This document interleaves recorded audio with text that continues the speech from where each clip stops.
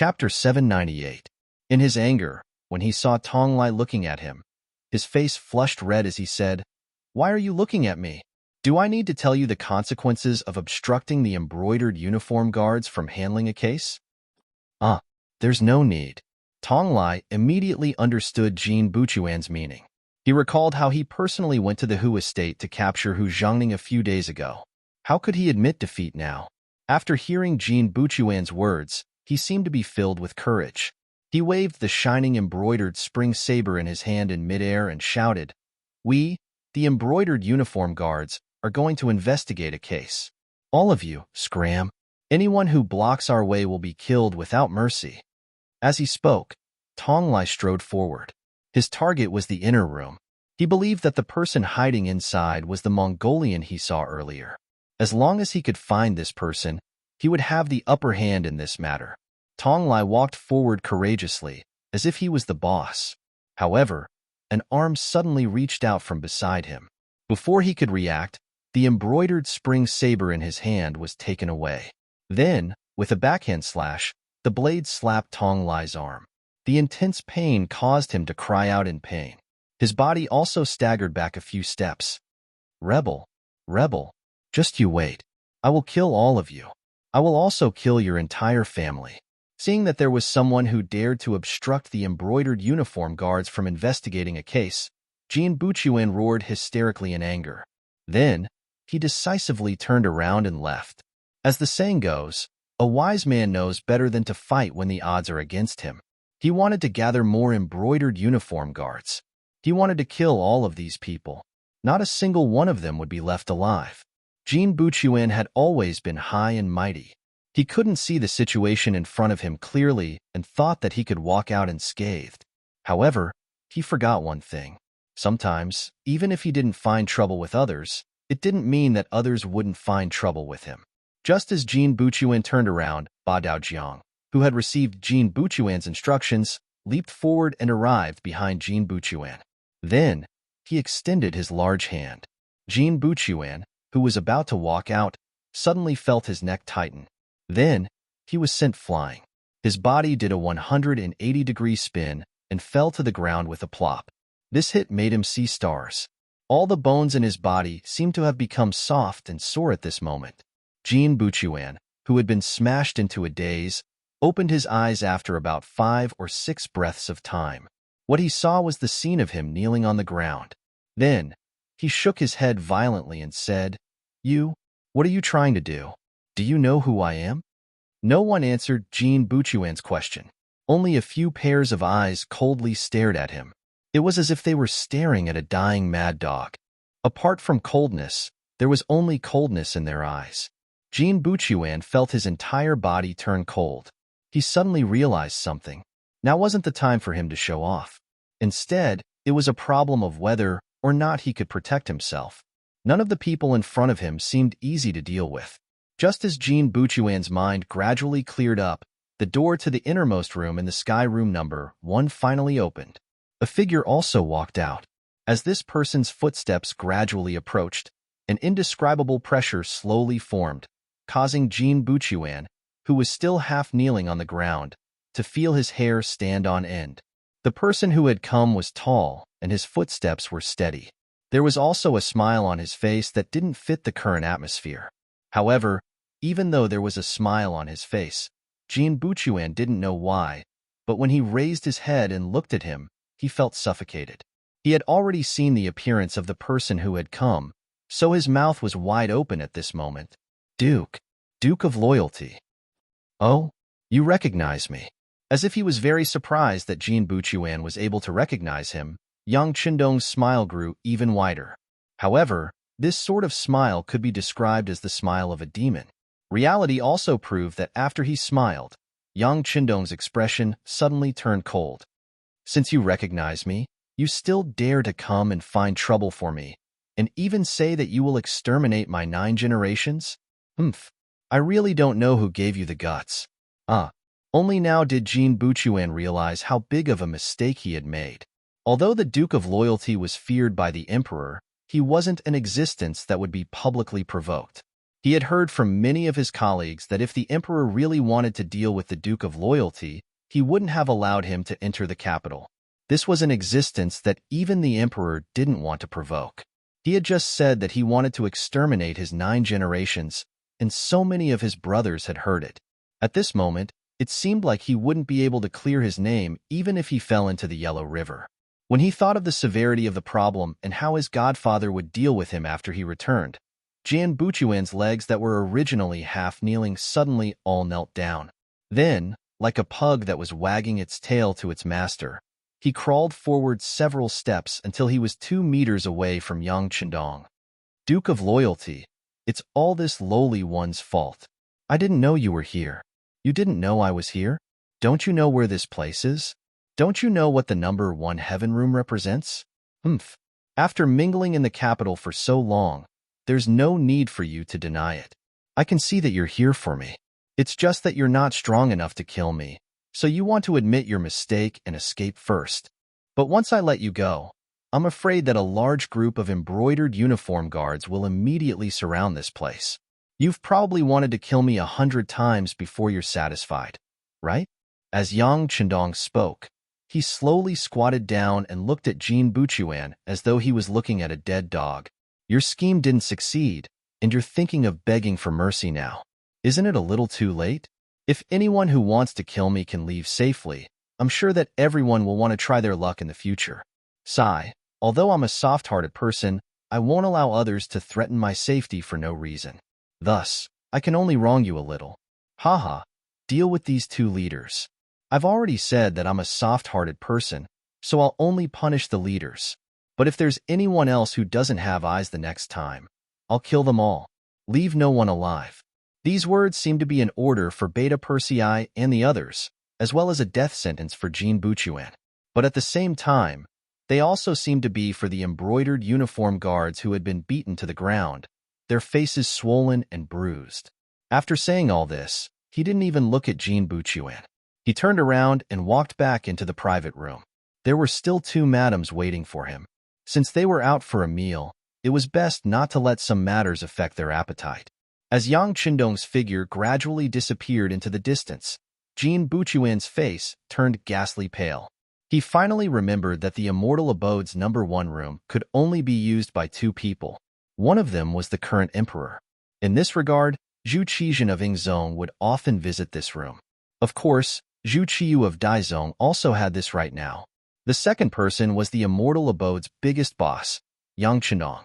This place was originally his property, so he could obviously spend his money wherever he wanted. This was something everyone was familiar with. But just then, Jian Buchuan had completely forgotten about this. He'd rushed in without even looking. This should have been planned ahead of time. Jian Buchuan was still in a daze.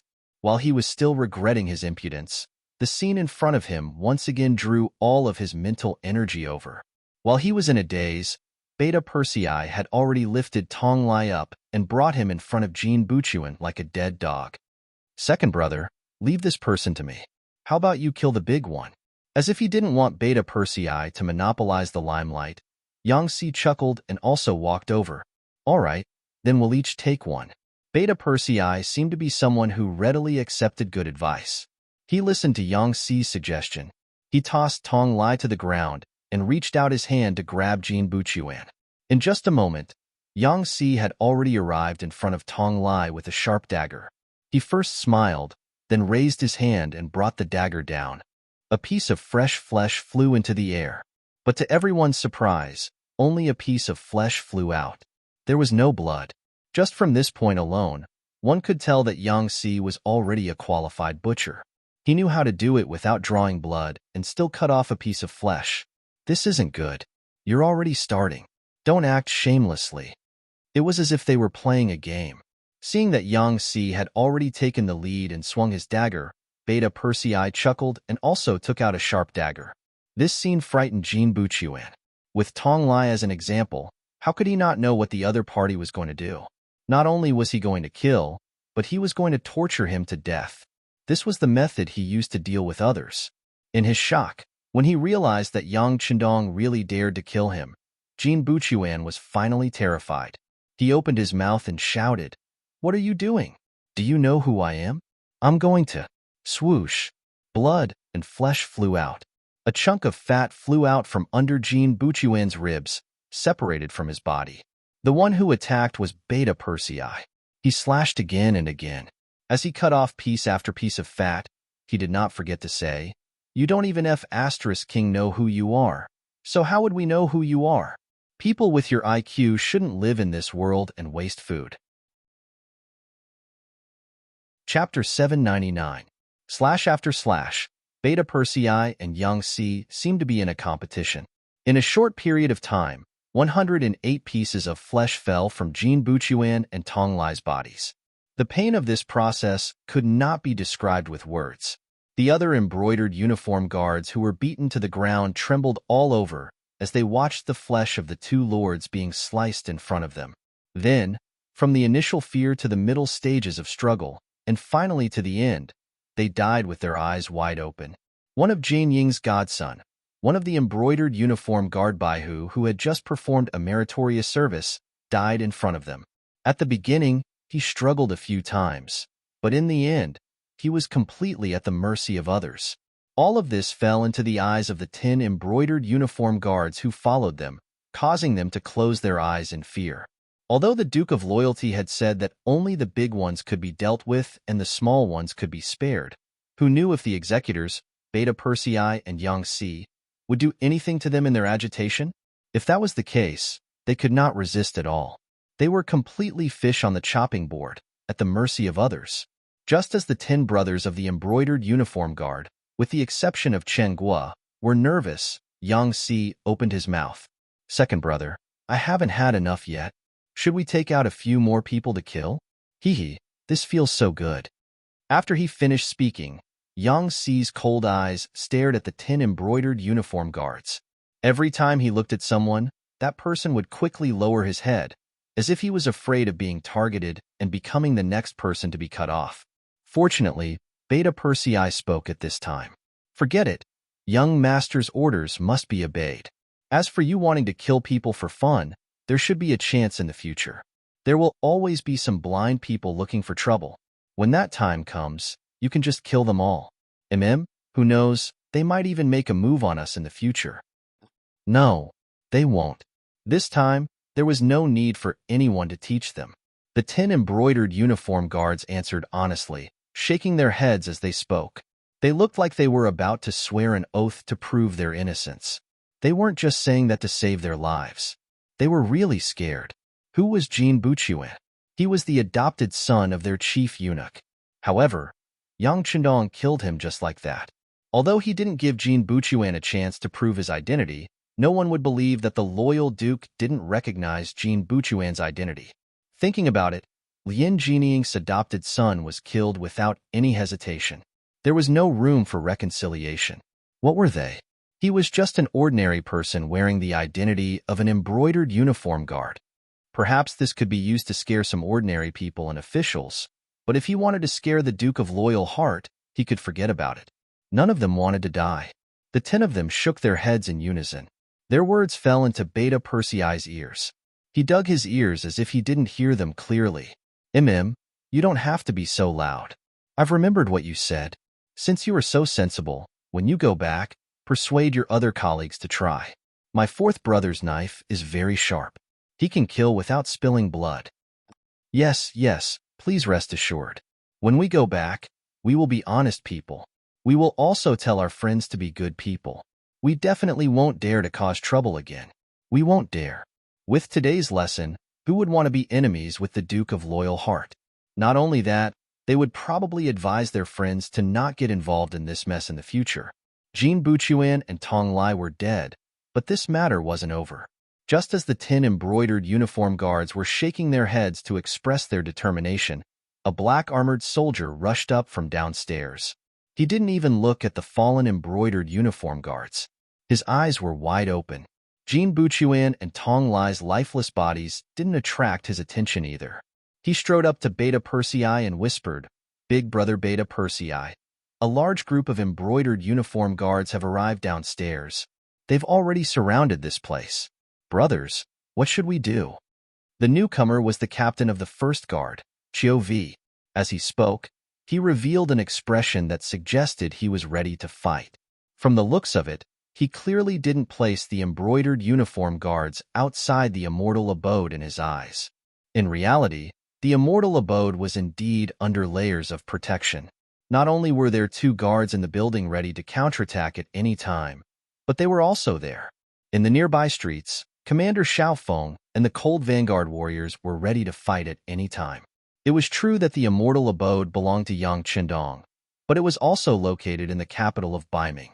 In a place like this, the slightest carelessness could lead to an irreparable mistake. For this reason, Yang Qindong had naturally made all the necessary arrangements, including a few backup plans. The so-called backup plans were Iron Tiger's Wolffang special forces hidden around the palace. As soon as the battle began, they would be prepared to bombard the palace. Although it would be difficult for them to charge into the palace with just a few dozen people, creating a huge commotion wouldn't be a problem. In fact, their goal was to scare the emperor into wetting his pants. Although this was a bit of an exaggeration, Zhu Qiyu, who had never seen a real gun before, might really satisfy their demands.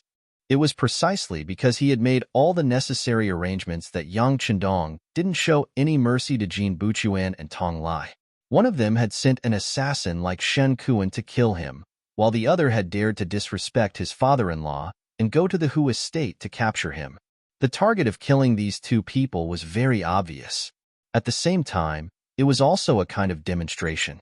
It was telling some people that they already knew what they were doing. Didn't they want to see their reaction? Then I'll kill them. What can you do about it? Just from this point alone, it was obvious that he was giving them a taste of their own medicine. As the saying went, it was impolite not to reciprocate. Since you captured Hu Zhangning, let's do the same and kill your men. Let's see who's the first to relent, who's the first to show weakness, and who's the fiercest.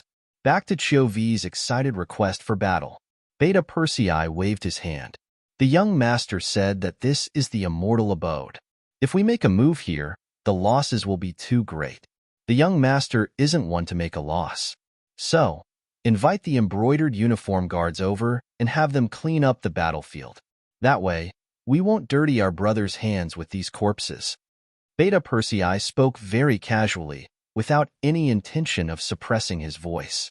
Everyone present heard him clearly. The 10 embroidered uniform guards naturally looked down, as if they hadn't heard a thing. Dressed in black armor, Shibi's eyes were wide open at this moment, as if she was shocked. The 6th young master had already given him a rough idea of what was going on in the morning. However, he hadn't mentioned whether they would directly kill the embroidered uniform guards or not. Bei Bei had thought that the 6th young master wanted to use this as a warning. He hadn't expected that the embroidered uniform guards would be killed just like that. Not only that, even though he knew that a large number of embroidered uniform guards had already appeared below, Beta Persei was still calm and unhurried, as if he were waiting for the enemy to arrive. What did this mean? He didn't believe that Beta Persei would be so magnanimous. That meant that the 6th young master had already planned for this. He was in the capital of the great Ming dynasty, yet he still didn't place the emperor in his eyes. Just this boldness alone was enough to make him unparalleled in the world. At this moment, Bei Bei's admiration for Yang Qindong rose to another level. After Chou Wu received the order, he nodded and left. Not long after, a group of embroidered uniform guards came to the 3rd floor. When they saw the 10 embroidered uniform guards beaten black and blue, as well as the dead Jin Buchuan and Tong Lai, their faces burned with rage. The leader of the group had a dark expression. You dare to kill embroidered uniform guards in broad daylight? Your guts are truly heaven-defying. Men, arrest all of them. What kind of people were the embroidered uniform guards? They were the lackeys of the emperor. As long as they wanted to, they could charge into the homes of any subject without any evidence. As long as they wanted to, they could arrest the high and mighty court officials as criminals and punish them severely. For example, Wang Zhi, the Minister of Appointments, who was known as the Heavenly Official, had also been imprisoned by the embroidered uniform guards, let alone others. Normally, anyone who dared to resist the embroidered uniform guards would be labeled as disgraceful. Killing a member of the embroidered uniform guards was even more disdainful, especially in such a public setting. How was this killing? This was clearly a provocation. The enraged leader of the embroidered uniform guards waved his hand and was about to give the order to arrest the culprits, but a voice soon followed. Why does this voice sound so familiar? I wonder which acquaintance is making a fuss in my immortal abode? How impressive. Impudent. When he heard that someone dared to question the general's orders, an unfathomable embroidered uniform guard shouted loudly. After which, he looked towards the private room in the private room. It was as if he would rush in at any moment as long as the order was given. Shut your mouth. The leader of the embroidered uniform guards shouted angrily. Of course, he wasn't rushing into the private room, but rather the subordinate who had just been shouting. With a shout, he stopped his subordinates from shouting. The leader then carefully looked in the direction of the private room and asked very cautiously, "Friend, your voice is a little familiar. Can you come out and meet me?" "Jiguang, do you think your status is worthy?" A voice came from the private room. It wasn't loud, but it was deafening. At least, that was how the leader of the embroidered uniform guards saw it. The person who had come was none other than the leader of the embroidered uniform guards, Jiguang. This was the person who had almost had his leg broken by Yang Qindong. Of course, that was a long time ago. Back then, he was still the leader of the embroidered uniform guards, a fourth-rank official. Now, he'd been promoted to a third-rank official. Even though he'd been promoted, he still didn't have the slightest bit of confidence when facing Yang Qindong. On the contrary, that voice was like a nightmare to him. If it had to be said, in addition to revering the current Emperor Zhu Qiyu, he was afraid of Yang Qindong in this world. Chapter 800. He was afraid, because it was precisely this person who had almost taken his life. But after the incident, not only did he have to apologize, he also had to act as if he was completely willing to do so. How was this something an official of the embroidered uniform guard would do? From that moment on, he knew that there were always some people he couldn't afford to offend. Without a doubt, the Duke of Loyalty and Courage was one such person. At first, he felt that the voice in the private room sounded familiar. When he heard the other party call out his name, he knew that he wasn't hallucinating. The other party's identity had been confirmed beyond doubt. Since that was the case, how could he dare show the slightest bit of disrespect? He immediately did something that shocked the other embroidered uniform guards. "So it's the Duke of Loyalty and Courage. Jiguang pays his respects to you." "Enough, there's no need for such formalities. Since you know that this Duke is here, go find someone who can keep his word. Otherwise, this Duke will return to the Yang clan manor in 2 hours. If there are any consequences, you all will have to bear them. You may leave." Not only did he refuse to see Jiguang, but he also wanted to meet someone with more authority. He even set a time limit for the other party. In this world, the only person who could treat the embroidered uniform guards in such a vile manner was probably Yang Qindong. Logically speaking, this was equivalent to humiliating someone. No matter how capable and powerful you were, you still had to show your face, right? Was it really good to be so arrogant? Good.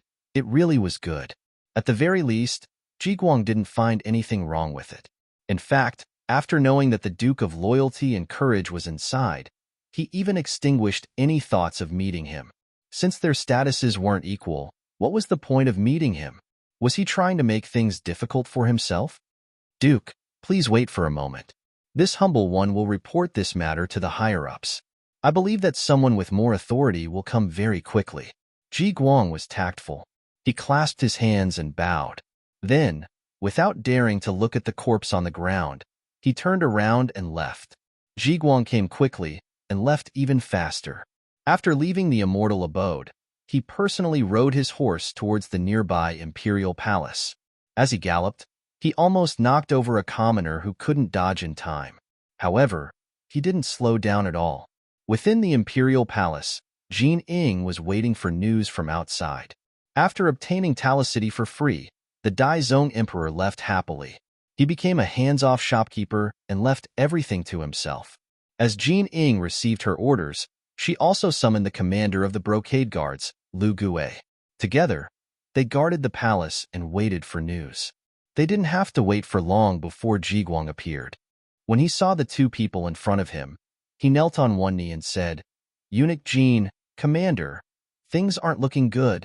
With a sigh, Ji Guang recounted everything that had happened in the immortal abode.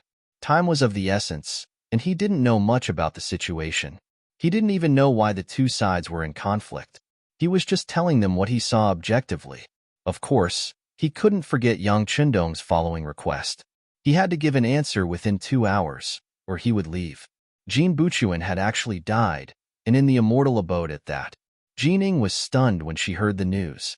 She immediately stood up from her chair and said with fire in her eyes, "They've gone too far. They've gone too far." Jin Ying's reaction was within Ji Guang's expectations. No matter what, Jin Buchuan was still Jin Ying's adopted son. Even though he hadn't been favored as much recently and had even been given the cold shoulder, his identity as her adopted son was not fake. Now, not only had he been killed, it had been done in front of everyone. Anyone in this situation would probably be furious. Jin Ying was very angry, but neither Commander LV Gue, who was standing at the side, nor Ji Guang, who was half kneeling there, expressed any opinions on this matter. From this point alone, one could roughly conclude that they would not express any opinions on this matter. Perhaps they were treating this as a family matter, or perhaps they were afraid of the Duke of Loyalty's authority. The two of them didn't say anything. After cursing for a while, Jining slowly closed her mouth. It wasn't easy to put on a one-man show, and she didn't want to lose her composure in front of these people. She forced herself to remain calm and asked Ji Guang, "Tell me, what do you think about this matter? Since you're not going to say anything, I'll force you to. This is one of the privileges of a superior." Ji Guang, who was called out, felt a bit annoyed, but he didn't show it on his face. Instead, he lowered his head again and said, "This kind of important matter is not something a lowly official like me can comment on.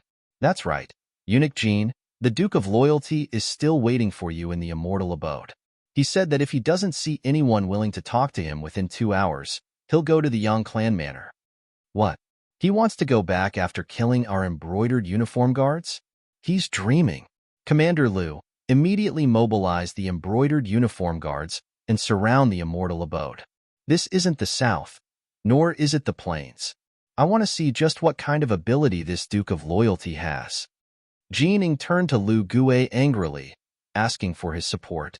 The Great Ming Dynasty's political system was made up of 3 main factions: the imperial power, the scholarly faction, and the eunuch faction. The lowest-ranked eunuch faction had produced Wang Zhan at its peak. He was an existence that stood above tens of thousands of people, second only to the emperor. He was a perfect example of what it meant to be a petty person intoxicated by success. However, ever since the Tumph Castle incident and Wang Zhan's death, the eunuch faction suffered a heavy blow. Zhu Qiyu, who was waiting for the throne, seemed to have learned his lesson and didn't place too much importance on the eunuchs. In comparison, Jin Ying, who was also the head eunuch, was far inferior to Wang Zhan. However, in the past year, the power of the eunuch faction had increased significantly. This was all because the scholarly faction had pushed them too hard. After Zhu Qiyu ascended to the throne, he gave up on the inner court and distributed his power to the 6 ministers, then concentrated it all on himself. However, to become an important official in the court, which one of them wasn't smart? When faced with Zhu Qiyu's methods of dividing power, they quickly began to work together in private. Some small matters were decided by themselves, and they didn't want to trouble the emperor if they could. This was what it meant to have policies from the top and countermeasures from the bottom. No matter what, the 6 ministers were the main representatives of the civil officials. For their own positions and the support of the other officials, they had no choice but to think of ways to divide power from the emperor. In order to keep them in check, although Zhu Qiyu didn't want to, he still used the eunuch faction and began to increase their power in order to achieve a balance that was most beneficial to him. Because of this, Jin Ying's authority had increased a little in the past year. If it were in the past, LV Gue would have agreed immediately when he gave such a clear order. After all, Zhu Qiyu trusted Jining a lot. If he didn't perform well, he would be replaced at any time. Not to mention, he was originally Jin Ying's man as the commander. However, this time, he didn't agree immediately. Instead, he shook his head and asked carefully, "Eunuch Jin, this matter involves the Duke of Loyalty and Courage. Shouldn't we ask for the emperor's permission? If a fight really breaks out and the emperor questions us, I'm afraid we won't be able to keep our heads. This, Jining hesitated for a moment. If it was someone else, perhaps he could overstep his authority. As long as it wasn't a big deal, it wouldn't matter even if the emperor found out. However, the opponent was the Duke of Loyalty and Courage, which was completely different. This was someone who had the ability to compete with the embroidered uniform guards and even the Ming army. Once this person was involved, a small matter would become a big matter. All right, this eunuch will go ask for the emperor's permission now. After thinking about it, this matter involved a lot and was far from something he could make a decision on his own. In the end, Jining readily agreed to LV Gui's suggestion. After Jining finished speaking, he prepared to leave. However, at this moment, Ji Guang spoke up. Eunuch Jin, the Duke of Loyalty and Courage only gave us 2 hours. Do you think we should send someone to deal with him first and delay him? When he thought about the time limit, Jining couldn't help but feel angry. However, when he thought about how Yang Chendong had publicly announced it, and if he really didn't arrive on time, it was hard to say what would happen. He could only sigh and say, "Forget it. Let's have Commander LV go first and delay him for a while." This wasn't a good task, and LV Gue didn't want to go. Just like how Ji Guang didn't want to face Yang Chendong, he had also suffered at his hands before. At the time, Yang Chendong had still been an official in the embroidered uniform guards and was still his subordinate in name. Not to mention that Yang Chendong had already conquered such a large territory. However, this was Jin Ying's request, and he couldn't refuse. He could only pinch his nose and agree. With LV Gue taking the lead, Ji Guang inwardly sighed in relief. Even if the sky fell, there were tall people to hold it up. He didn't need to worry as much anymore. LV Gue and Ji Guang left the imperial palace, but Commander LV still mobilized several hundred embroidered uniform guards to follow them to the immortal abode. This was clearly done out of a guilty conscience. He was worried that the Duke of Loyalty would try to kill him after seeing him. Since he'd already killed Jin Buchuan, he didn't seem to mind killing him as well. Reality proved that LV Gue's worries were unnecessary. When he brought Ji Guang to the 3rd floor of the immortal abode, Yang Chendong didn't even bother to meet him and just left him there. Clearly, he was reminding him that his status wasn't high enough. LV Gue didn't know whether to be happy or disappointed.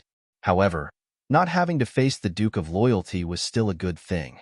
When Ji Guang said that there would be other important figures coming, they finally received Yang Chendong's permission to stay for a while longer. The two of them relaxed and began to investigate the whole situation. LV Gue arrived, and the 10 embroidered uniform guards who'd been beaten up finally regained their freedom. From their mouths, the two sirs were finally able to get a clear picture of what had happened. However, because they knew the reason, their expressions were bitter. Chapter 801. This Jin Buchuan really deserved to die. Not only did he just have to run right into Yang Chendong's gun, he even said that he wanted to exterminate his entire family. Just based on those words alone, killing them would have been pointless. Thinking about it, if things were that easy, wouldn't the emperor have done it long ago? His Majesty hadn't even said anything, yet you said something like that. What was the meaning of that? Those who didn't know better would think that the emperor had ordered this. Wouldn't the world fall into chaos then? LV Gue and Ji Guang shook their heads. They knew that Jin Buchuan deserved to die. They didn't say anything else. They just waited for Jin Ying to appear. At that moment, Jin Ying was on his way from the imperial palace to the immortal abode. Sitting in the palanquin, he had a displeased expression on his face. When he thought about Zhu Qiyu's reaction when he reported the matter to the emperor, he felt even more unconfident. Jin Ying reported everything to Zhu Qiyu. Zhu Qiyu's face was burning with anger. Just as Jin Ying was wondering if the emperor was going to be ruthless, who would have thought that the emperor would suddenly change his mind? Since the Duke of Zhongdan wants to see an important person, then you should go. With your status, you should be able to speak with him. As for how you want to talk, you can make the decision. In any case, we can't lose the prestige of our Ming. Face is a must. He was waiting for Jin Ying to take full control of the situation. Zhu Qiyu had seen the danger in this matter and decided to stay out of it. If things went well, that was something he should do. After all, this matter had arisen because of his adopted son. If things didn't go well, then sorry, he would very likely be pushed out as a scapegoat. Jining firmly believed in this point. Not only were there many ministers who disliked his position, but there were also many people who were eyeing him in the same group of eunuchs. It could be said that one wrong step could lead to a bottomless abyss. Knowing that he still had to clean up his own mess, Jining walked out of the inner palace with a submissive expression. Then, he hurried in the direction of the immortal abode. Finally, just as Yang Chendong seemed to be getting impatient, he arrived. LV Gue and Ji Guang, who were waiting for him on the other side, breathed a sigh of relief and hurriedly told him all the information they had just found out. Initially, Jin Ying was prepared to enter the private room to meet Yang Chendong. However, when she heard the report from her two subordinates, she stopped. When she heard more and more information, her expression turned ugly. He hadn't expected that this normally quick-witted adopted son of his would be so stupid. His investigation of the Mongolian spies actually led him to the immortal abode, and coincidentally ended up in Yang Chendong's room. What was even more unexpected was that he actually said that he wanted to exterminate the 9 generations of the other party's family. Did he not know what kind of situation it was right now? Hu Zhangning had already been captured and thrown into the imperial prison.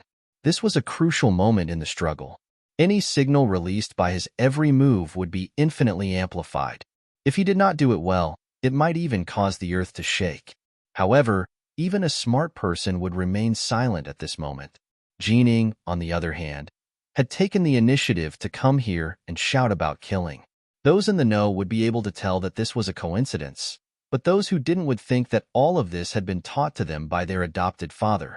It was no wonder that Yang Chendong had killed him on the spot. This was a matter of protecting one's dignity. If Yang Chendong had ignored all of this and instead backed down, then that would have been a sign of weakness.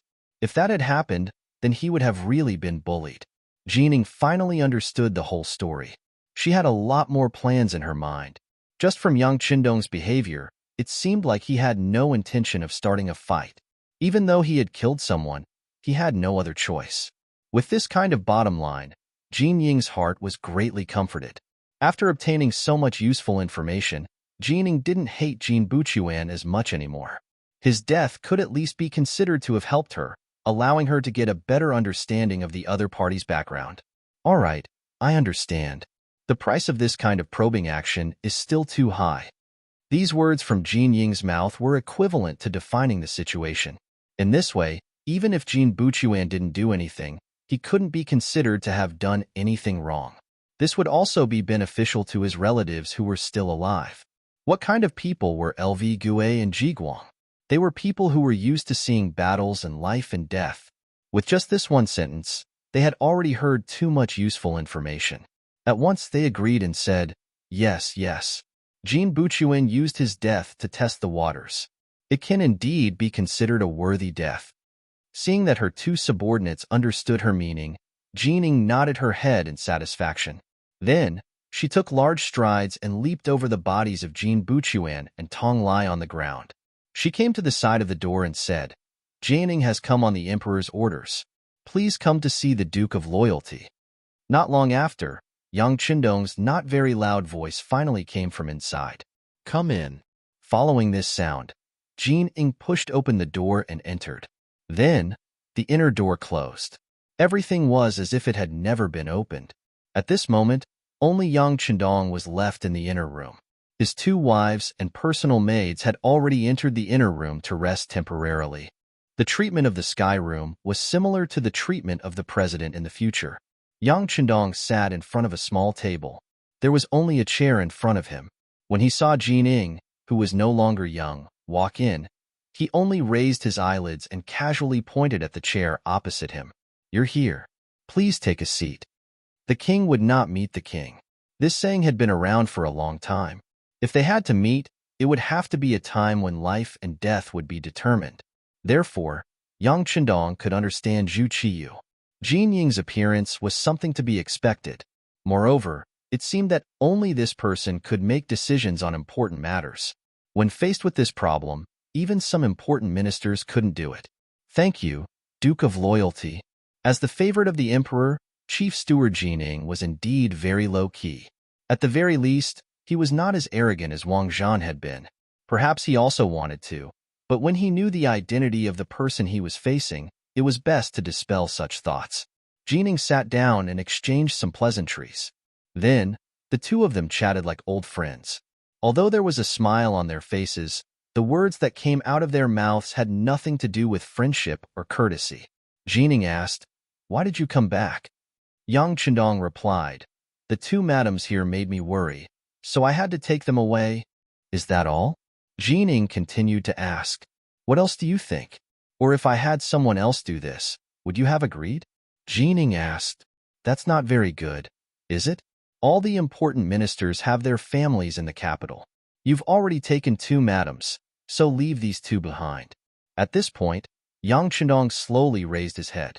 A bright light flashed in his eyes as he said in an incomparably firm tone, "This should be my family's matter. Besides, how can those ordinary officials be compared to me? I just took down Tala City and was preparing to give it to His Majesty. Do they have this ability? Or are you saying that you don't want it anymore?" Yang Chendong proposed a condition. He wanted to take his two madams away, and in exchange, he would give Tala City as a gift of thanks. But these words caused Jin Ying's face to twist into a nasty grimace. News of Talf City had already been released, and even the emperor had issued a decree telling the officials and common people that Yang Chendong had taken down Tala City on his orders. That place was now Bai Ming's territory, and the entire country was celebrating. And if something unexpected were to happen, how would the emperor explain it to everyone? More importantly, everyone believed that this city belonged to Bai Ming. Now that it was under Yang Chendong's personal possession, what would outsiders think of this matter? Wouldn't this be the same as telling outsiders that the Duke of Loyal and Bold was rebelling? If that really was the case, they would have no choice but to fight. This was how important Tala City was. It had not been this important before, and all of this had just been facilitated. And this news had been released by Yang Chendong. From this, one could see that all of this had been planned long ago. And from this, one could see just how determined he was to take his madams away. It was impossible to change his mind.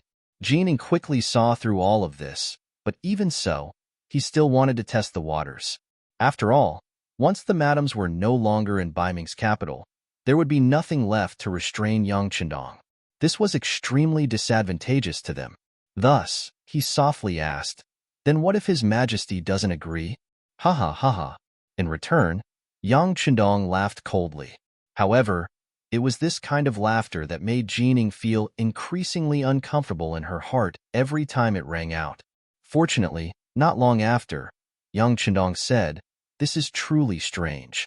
I want to take my madams away, so this should be a family matter. Do you want to interfere?" Of course, if you answer yes, then given my stubborn personality, I really do want to try. As he spoke, Yang Chendong raised his eyes to look at Jining. Then, his fingers suddenly fell on the wooden table between the two of them, and he began to tap rhythmically. Dang, dang, dang. The frequency of his tapping was very slow, but with each tap, Jin Ying's expression turned even more unsightly. At that moment, Yang Chendong seemed unfathomable in front of him. Every finger seemed to serve as a warning. It made Jining feel as if he had been born on the battlefield, as if he had been born in a battle between the Thousand-Blade Army and the Horse Army. This sort of repressed emotion was impossible to stop once it appeared, and Jin Ying's expression grew even more unsightly. As the mental pressure mounted, he finally couldn't help but say something to ease the atmosphere. "The Duke of Loyal and Bold is a pillar of the country. His Majesty is thinking about the safety of your family, isn't he?" Chapter 802. Jining could choose not to say these things. He could even stand up and leave. He believed that Yang Chendong would not stop him. After all, he was just a chief eunuch. Not only would killing him not have any effect, it would also force the emperor to act against him. But in the end, he did not choose to do so. This was because he knew that Bai Ming already had many enemies. In the south, there was Zhu Qizhen from the Ying sect, and in the north, there was the powerful Wala army. If he were to openly fight with loyalty, his opponent would definitely be happy to see it happen. And even if he defeated Yang Chendong in the end, so what? He would have to sacrifice 800 of his own men to kill 1,000 of his enemies. When that time came, would they be able to stop the unharmed Ming and Walla? Of course, Jining did not know that if they were to fight, he would be the one to lose. Yang Chendong was known as the god of war. How could he not be prepared to do something that would anger the southern Ming Empire? Putting aside the fact that there was already a regiment led by Xiao Feng in the capital to provide support at any time, with their strong military quality and excellent weapons and equipment, they would be able to hold out for a period of time. If something were to happen here, a telegram would be sent to Tiger's Mane in the first city, and tens of thousands of elite cavalry would descend from Tulu City. They would first attack the Xin Mansion and then take Juyong Pass. At that time, it would not be difficult for them to carry out a coup d'état. This was where Yang Chendong's confidence came from. So-called negotiations might require a certain amount of psychological tactics, but in the end, it still depended on who was stronger. If one did not have enough strength, even if one had a glib tongue, what could they do? They would only be able to delay for a period of time. Yang Chendong was gambling. He was gambling that Zhu Qiyu was a smart person and would not think of starting a war with him first. Just like himself, he didn't want to make an enemy out of Ming. After all, with the first city, it meant that he had formed a certain amount of power in the Mongolian territory. Once he went to war with Ming and faced an army of millions, even if he won, it would be a Pyrrhic victory. He might even be attacked by the grassland tribes and even the southern Ming Empire. If that happened, everything that he had done in the grassland for the past year might go up in smoke. As someone whose dream was to lead the Han people to the top of the world, one could imagine how precious time was.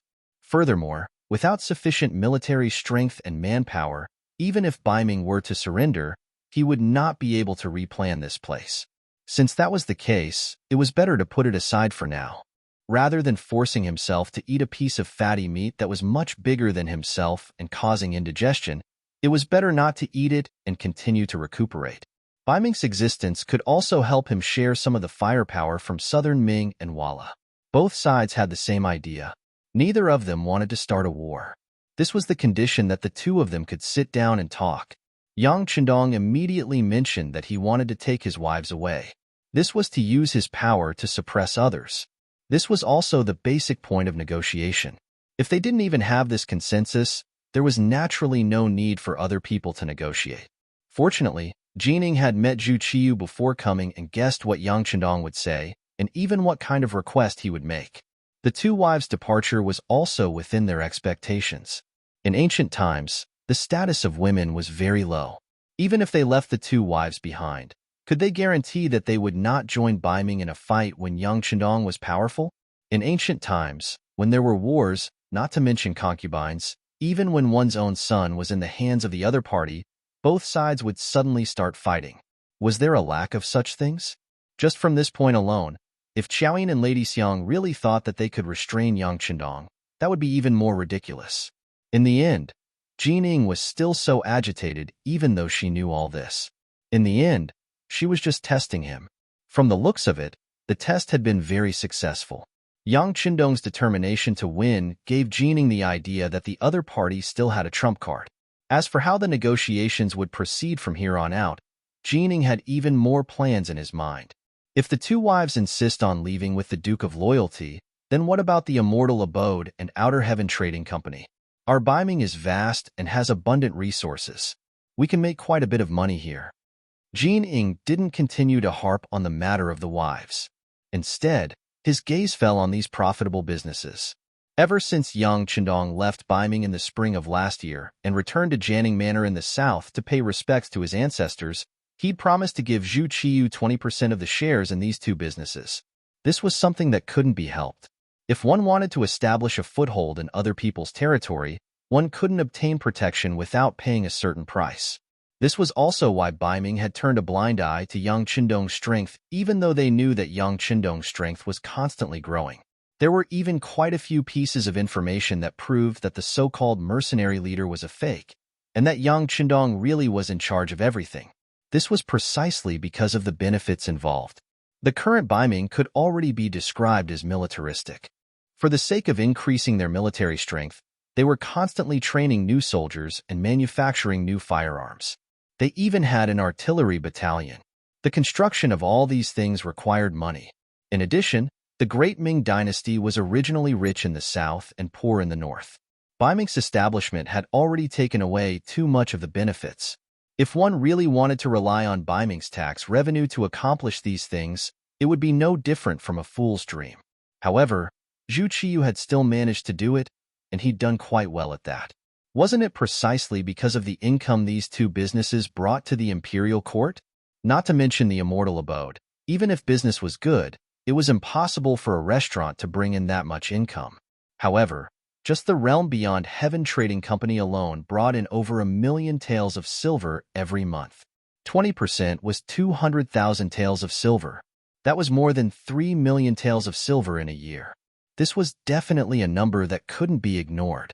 It was also the source of Zhu Qiyu's confidence. The two wives could leave, but the businesses definitely couldn't be let go. Otherwise, if they really started to fight, it would be disastrous. Under Jin Ying's nervous expression, Yang Chendong lightly nodded and said, "The businesses won't be touched. Not only that, but I will also increase the flow of business here. If the mercenaries want to establish themselves in the grasslands, they will need more logistical supplies. After all, New is still a bit too far from the capital. If possible, it would be better to transport goods through the capital. This way, Ming's monthly income will be much higher." Transporting military supplies from Ming to the front lines was a good way to quickly strengthen the mercenaries in the beginning city.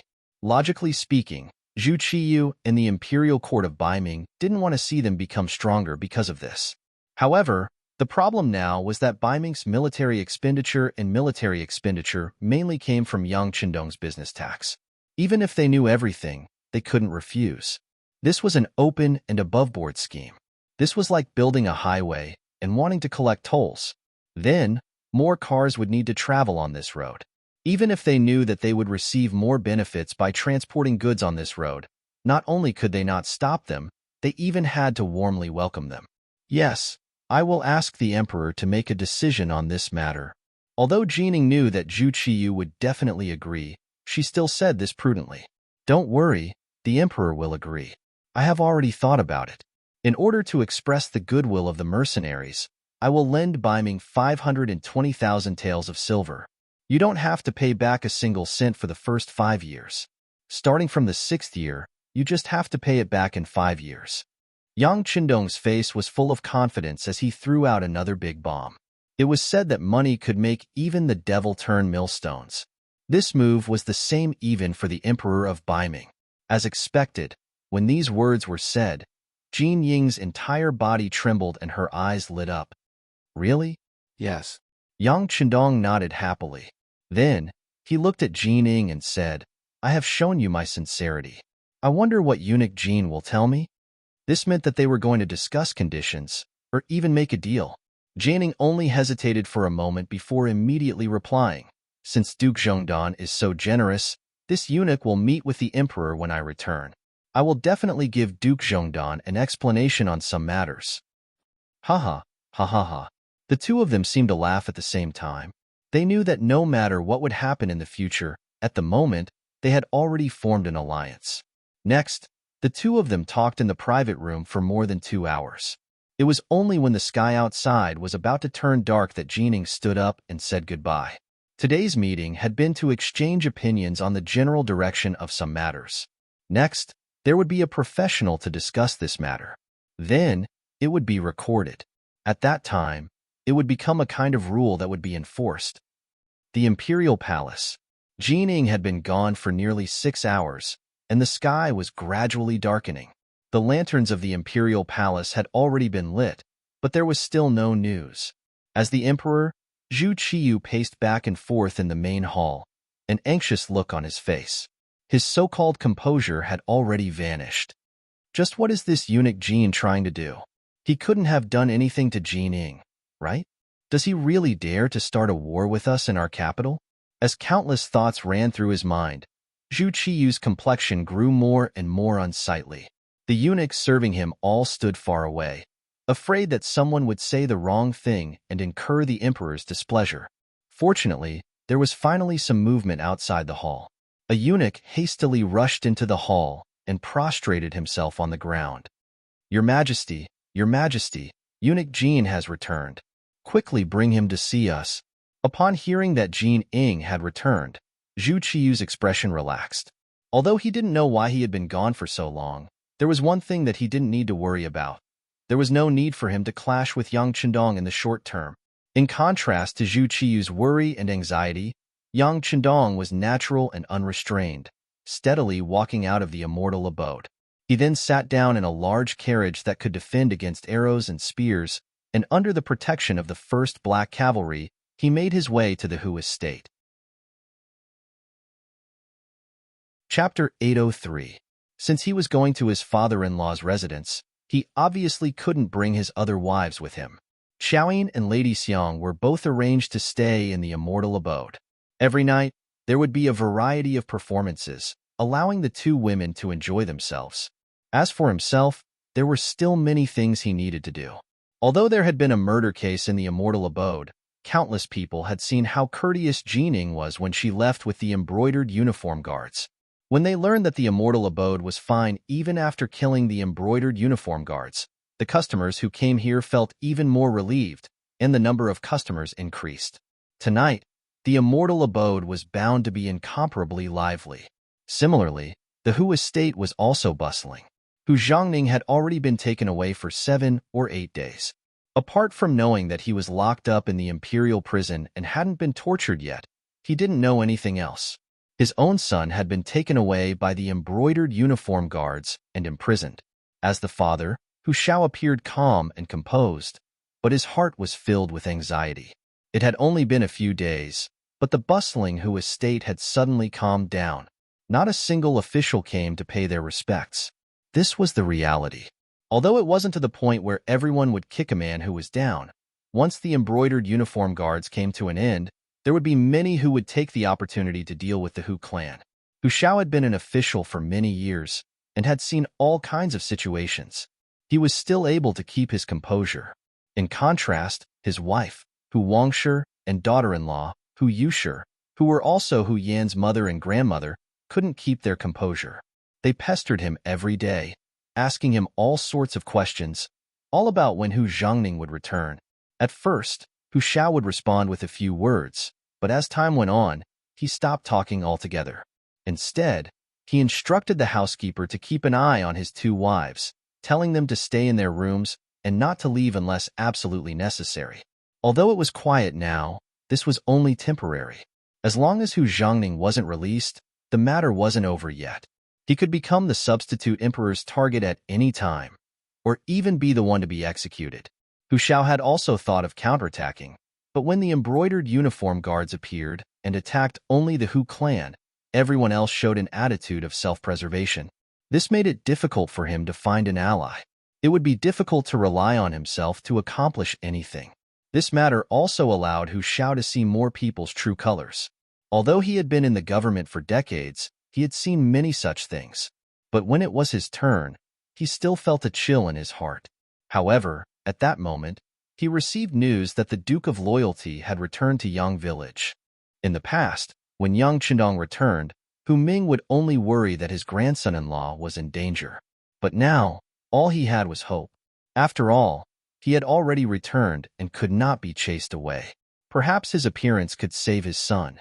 In Hu Zhao's expectation, Yang Chendong made his move on the 2nd day after his return. One of the embroidered uniform guards had actually died in the immortal abode. The one who died was the adopted son of the head eunuch, Jin Ing, a Baihu. Coincidentally, that Baihu was the one who had taken Hu Zhongning away from the Hu estate a few days ago. After everything that had happened, Hu Chang couldn't help but feel hopeful. He had a feeling that this time, Yang Chendong was building momentum for the Hu clan and also looking for interest for the Hu clan. Didn't he have the ability to take away his father-in-law? Then, he would do something even more ruthless. He would kill him directly in front of so many people. This method was a little extreme, but it was undeniably effective. With this experience, if anyone wanted to harm the Hu clan in the future, they would have to consider Yang Chendong's reaction. They would also have to touch their own necks to see if they were still there. Reporting. When the lanterns were lit and Hu Shao was about to eat dinner, the steward suddenly reported that the Duke of Loyalty had come to pay a visit. The Duke of Loyalty? A hint of surprise flashed across Hu Zhao's face. Although he knew that after young Chendong returned to the capital as his grandson-in-law, he would have to pay a visit to the Hu estate, he hadn't expected it to be so soon. He waved his hand and said, "Please." There was no time to think too much. Hu Xiao got up and looked outside the door. Soon, young Chendong's tall figure appeared in his line of sight, and a group of black-armored soldiers appeared with him. Because of the iron armor covering their faces, no one could see their faces clearly, but the powerful murderous aura emanating from their bodies could be felt from far away. This was definitely a group of veterans who had experienced hundreds of battles and killed countless people. Otherwise, they would never exude such a powerful murderous aura. When they could see Hu Xiao from afar, young Chendong had Beta Persei and the others stop. "All of you wait here." This was the Hu estate, the residence of the first Madam, Hu Yin. Of course, he wouldn't let his subordinates scare the people here. After giving the order, he hurriedly took a few steps forward with a smile on his face and went straight to Hu Xiao, who was standing there. "Haha, this old man welcomes the Duke of Loyalty." Seeing that young Chendong was so sensible and hurried over to him, Hu Xiao revealed a long-lost smile on his face. From this point alone, it could be seen that the other party's attitude towards him was still very respectful. At least, it didn't change because of the change in his status. "Grandfather, you mustn't say that. It's really too much for Chendong." Since he had married Hu Yin, it meant that he had acknowledged everything about her. Now that he saw the first madam's grandfather, he naturally had to greet him as a junior. "Haha, let's go inside and talk." When Hu Xiao heard how young Chendong addressed him, his face was filled with joy. He immediately stretched out his hand and pulled young Chendong's arm, laughing as they walked into the inner hall. Since young Chendong dared to appear in the Hu estate at this time, he must have known what had happened outside, and some of the troubles had even been resolved. This was Hu Zhao's confidence in young Chendong. If he hadn't done this, his grandson-in-law would never have rashly visited the Hu estate. Otherwise, it wouldn't be a visit, but a shift in the blame.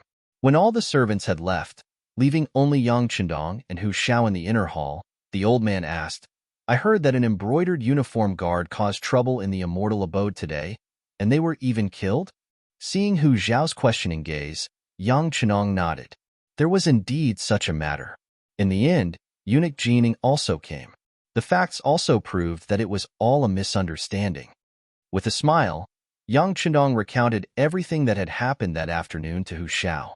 Young Chendong still respected Hu Xiao from the bottom of his heart. This wasn't just because he was Hu Yan's grandfather. It was also because he was one of the leaders of the landowning clans, and because he was a true master of literature.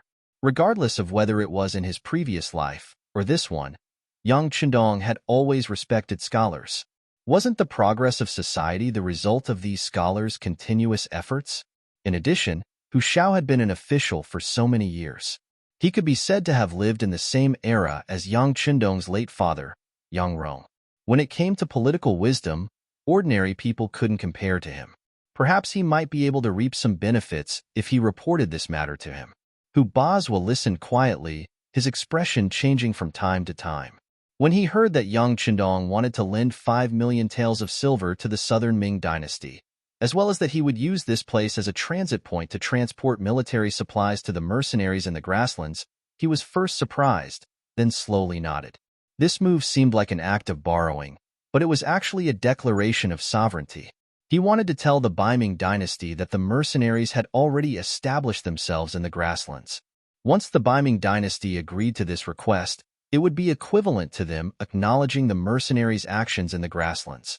Although it wasn't completely legal, it was at least reasonable. Both sides didn't say it clearly, but once the matter was approved, the corresponding results would naturally come out. From this point alone, young Chendong's 5 million taels of silver was well spent. At the very least, it showed that young Chendong's awareness of the overall situation was very strong. How big is this mercenary army now? After listening to young Chendong's explanation, Hu Xiao thought about it again and finally asked this question. In fact, it wasn't just him. Even the Ming dynasty, the emperor of the southern Ming dynasty, and the ministers were very concerned about this matter. It was just that the mercenaries' secrecy was too good, so outsiders had no way of knowing. However, there was a saying that everyone agreed on. That was, the mercenaries must have a huge base on the sea. Otherwise, how could these endless mercenaries be explained? How could they explain the firearms and excellent weapons in their hands? After asking this question, Hu Shao stared at Yang Chendong. Facing such a gaze, Yang Chendong only chuckled and then answered, "If this question was asked by someone else, I naturally wouldn't answer. But if grandfather asked this question, I will directly answer it. Your seat is stable. And this old man's seat is stable." Hu Shao actually cooperated and said this sentence. Ha ha ha. Yang Chendong, who was laughing loudly, only said one sentence under Hu Zhao's serious expression. "It's enough to destroy northern Ming." What? Even though Hu Shao was mentally prepared, after hearing this answer, his body couldn't help but tremble. He thought that the mercenaries should be very strong. Otherwise, they wouldn't have sent troops to the grasslands after taking down the two small countries, Jiaoji and Lansong. But at that time, whether it was Jiaoji or Lansong, or even the two vast regions of the southern Ming dynasty, they were all considered barren lands. There really weren't any good resources there for people to fight over. For such an unimportant place, if they took it, they would fight. It didn't mean that they had to pay a huge price or have a lot of strength. But now that he heard Yang Chendong's answer, Hu Shao knew that he was too careful and thought that the mercenaries were too weak. They actually had the strength to destroy the northern Ming dynasty. Didn't that mean that they were so powerful that no one dared to imagine it? Chapter 804. The shocked Hu Shao did not think that Yang Chendong would joke about such a thing, especially in such a private setting. If he really was bragging, there was no benefit in doing so. Could it be that he, as a grandfather, would flatter him? Since he could not, the correct answer was to tell the truth. Hu Zhao's face was filled with shock. All of this was within Yang Chendong's expectations. With the strength of the mercenaries, if they only chose Ming as their enemy, it would not be arrogant to say that they could take them down. It was just that due to various reasons and the conditions were not ripe, he would not do so. However, he still said such a thing to tell Hu Shao one thing, which was the true strength of the mercenaries. With this kind of support, he would not have to be so careful in the future. Of course, Yang Chendong had another thought. He had been away for a long time and could not return to the palace to accompany his wife, Hu Yan. However, if he could move her family over, she would be very happy. Taking this opportunity, he said tentatively, "Grandfather, I won't hide it from you. The mercenaries have a base on the sea. It is very rich and the climate is pleasant. It is a good place to spend your old age. If grandfather agrees, I will immediately arrange for people to send your family there. In the future, you will not have to worry about any dangerous situations." As mentioned before, many people suspected that the mercenaries had a base on the sea. However, that was only a guess without any evidence. However, now that Yang Chendong had taken the initiative to admit it and even invited him, Hu Shao was somewhat moved. This Great Ming was not the same Great Ming. Especially after the separation of the North and South, Hu Shao only felt that his days were not as good as before. The original strategy of ruling the world through literature was changing to ruling the country through military might. Whether it was Ming or Southern Ming, if they wanted to unify the country, they would inevitably have to fight a big battle. As such, the position of a civil official was not as important. At this time, if Hu Shao chose to leave, it would be the best time. At least he would not have to worry about the pain of war. It was just that this kind of feeling was nothing more than a passing thought in his mind, so that it would disappear. Although Hu Shao was almost 70 years old, his body was still very strong. In his own words, he could still work for a few more years. Now that he had agreed to Yang Chendong's request, it was not impossible. However, if he went there, he would only have one identity, Hu Yan's grandfather. If that was the case, it would not be the path he was pursuing. What he wanted was for others to see him in a different light. What he needed was to lay a good foundation for the Hu clan. He was keenly aware of Yang Chendong's great ambition. This person was only in his early 20s, but he had already found such a great foundation. His future could only be described as limitless. Then, as the first madam's maternal family, They should not only eat their fill but also use this opportunity to do something. Perhaps in the future, the Hu family would have a bright future. All of a sudden, a path was laid out in front of him. Whether it was more vast or ordinary, everything depended on a single thought from him. Thus, Hu Shao quickly made a decision. He would work hard and fight for a better future for the Hu clan's descendants. After making a decision in his heart, Hu Shao looked at Yang Chendong and shook his head gently. Then, he asked with a smile, "Duke of Loyalty, you don't think this old man is old, right? Let me tell you, I will work for a few more years. There is no problem at all. Besides, this place will become your army's supply line in the future. You will need someone to help you keep an eye on this place." Hu Shao rejected his suggestion and made the decision to work for the mercenaries. This made Yang Chendong a little surprised. He sighed in his heart that smart people were indeed smart people who knew how to maximize their own interests at the same time. He nodded. "Then I will leave it to you, grandfather." Hu Zhao's attitude suddenly changed. Speaking of which, this was not a one-time thing. Ever since the Timur Rebellion, the great Ming dynasty was divided into north and south, and it became harder and harder to be an official. With the decline of the country and the rise of martial arts, Hu Shao, as the Minister of Rights, lost his former glory. Thinking about how glorious the great Ming dynasty was in the past, there were many vassal states. As the Minister of Rights, he had to do countless things every year. But now, other than Korea, who would not send people to Ming, no other country would put them in their eyes. Not only that, but the situation in the country was not good either. In the past, private schools were everywhere, and there were as many scholars as there were hairs on a cow. But now, the entire country was in an environment of military preparations. Scholars were not as popular as before, and there were not many things for him to worry about as the Minister of Rights. He only had to provide some services for the royal family during festivals. After being the Minister of Rights for so many years, this was something that Hu Shao had never experienced before. As such, he had long considered resigning. If not for the sake of his child, he didn't know where he should go after resigning. After all, the unrest in the world wasn't just limited to the northern Ming capital. The southern Ming capital wasn't faring well either. If he really did resign, he would probably go into seclusion. But now, he finally had a new goal, or perhaps a direction to strive for. That was to help this grandson-in-law of his build a better foundation for the future Hu clan. As if suddenly thinking of something, Hu Shao looked at Yang Chendong with bright eyes and asked, "When you spoke with Jining, did you talk about your coronation?" "No." Yang Chendong shook his head. In the past, when he was working for the Southern Ming Empire, he had mentioned that he wanted the throne.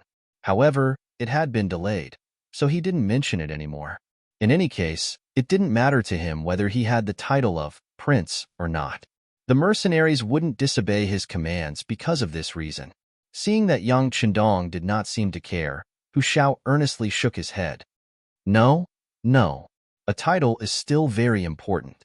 At the very least, in terms of righteousness, we cannot lose out."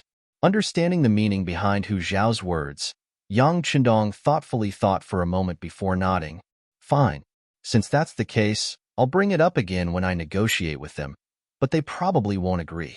A king with a different surname was a taboo in the Great Ming dynasty. Besides the founding of the dynasty, no other king with the surname Zhu had been conferred.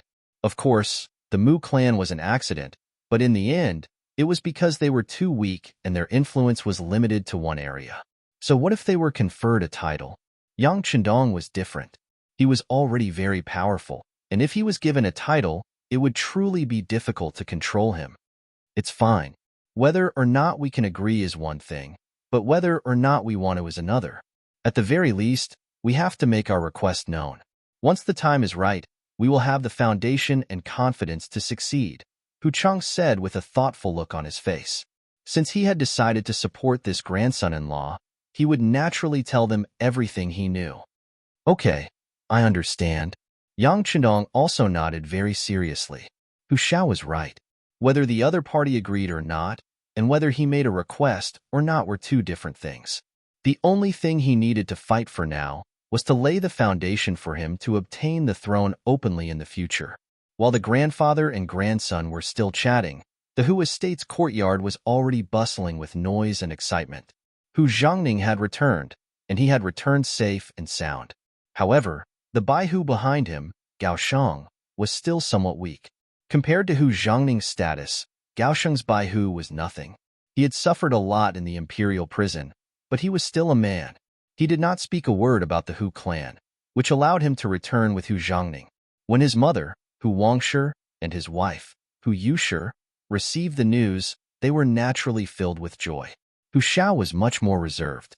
Yang Qindong had just said that he had mentioned Hu Zhongning's matter during the negotiation with Jin Ying.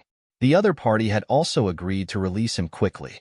Now, it seemed that their actions were quite nimble. Thinking about it, if they wanted to win Yang Qindong's financial support, if they were slow, it would only cause trouble for both sides.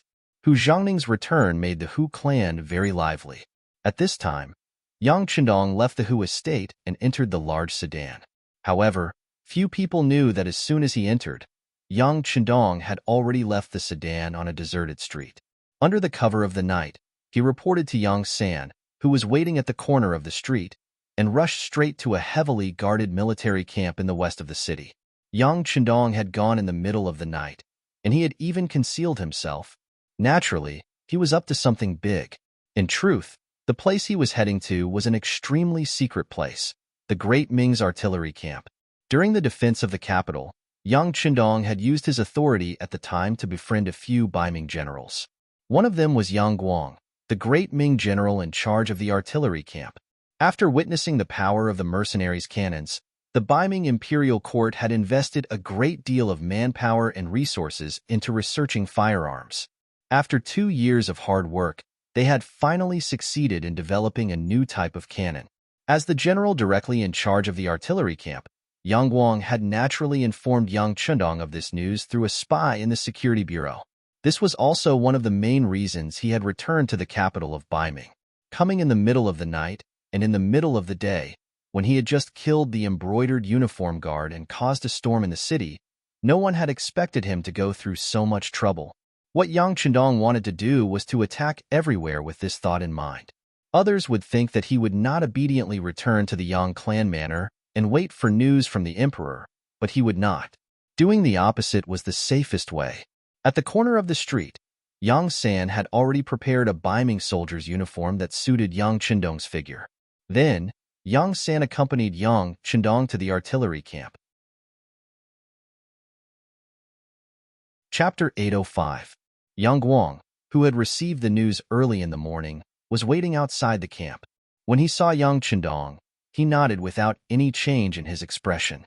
Then, without even looking at Yang Qindong, he turned around and walked into the camp.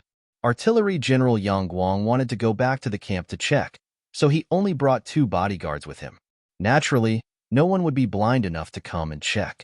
Moreover, Yang Guang was very careful. When he knew that Yang Qindong was coming, he had already replaced the guards here with his own people. Naturally, no one would come to check. After entering the artillery camp, Yang Guang turned around and knelt in front of Yang Qindong. He lowered his head and said respectfully, "Yang Guang greets the 6th young master. Get up." Yang Qindong reached out and helped him up. Then, he looked at Yang Guang seriously and smiled. "Not bad. Your body is stronger than before. Very good. It's all thanks to the 6th young master." Yang Guang cupped his hands and said sincerely. This was not a perfunctory remark, nor was it a polite remark. Ever since he became the general of the artillery camp, he had received too much care from Yang Qindong, not to mention the silver that the security bureau gave him every month, which was enough for him to live a better life. Just with the care of the Minister of Justice, Su Yozhen, his position in the army soared. He no longer had to be careful in everything he did and look at other people's faces like before. It could be said that without Yang Qindong's care, he would not be where he was today. Since ancient times, there was a saying that if you take someone's money, you have to do things for them. At this moment, Yang Guang completely regarded himself as Yang Qindong's subordinate. Okay, we don't have to be so polite before. Bring me to see the cannons. Yang Qindong's time was tight. It was impossible for him to not show up for a long time. He was afraid that it would arouse suspicion. Yang Guang also knew that the Duke of Loyalty was busy with important matters, and his time was precious. He nodded and led the way while pointing to the front and said, "There are a few new cannons there that haven't been stored yet. Duke of Loyalty can take a look." In fact, these cannons were supposed to be sent to the warehouse. If Yang Chendong hadn't told his superiors that he wanted to check them carefully for fear of any accidents, he wouldn't have been able to see these things. It was placed in a huge warehouse. Several pitch-black cannons were lying there quietly under red cloth. In the past, the Great Ming Dynasty had a cannon called the Copper Fire Cannon. It was like a large gun barrel, and it was very difficult to move it. Moreover, not only was its power not great, but its shooting range was also very limited. It would only be effective if it was shot at a fixed target in advance. As for using it in battle, it was almost worthless. In view of the various shortcomings in the past, Zhu Qiyu, the emperor of the northern Ming dynasty, had put in a lot of effort this time. First, he gathered many blacksmiths. Among them, there was no lack of blacksmiths who were experienced in forging firearms.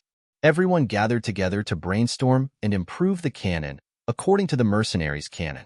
This resulted in the current improved version, which could also be called the enhanced version of the advanced cannon. When the red cloth was lifted by Yang Guang, the biggest change to Yang Chendong was that the cannon had 2 more wheels. Although it still looked very heavy, at least it could be moved, increasing its flexibility to a certain extent. Duke of Loyalty, this cannon is called the Red Coat Cannon by Emperor Daizong. Its bowl diameter is 230 millimeters, its barrel diameter is 80 millimeters, its length is 150 centimeters, and it weighs about 50 kilograms. Compared to the previous Copper Fire Cannon, which had a bowl diameter of 110 millimeters, a barrel diameter of 58 millimeters, a length of 36.5 centimeters, and a weight of 15.75 kilograms, it is more powerful and its shooting range is more than twice as long. After listening to Yang Guang's introduction, Yang Chendong looked at the cannons. There was an opening at the front of the barrel that was larger than the barrel. The back of the barrel was a powder chamber, and there was an ignition hole for the fuse. Yang Chendong nodded.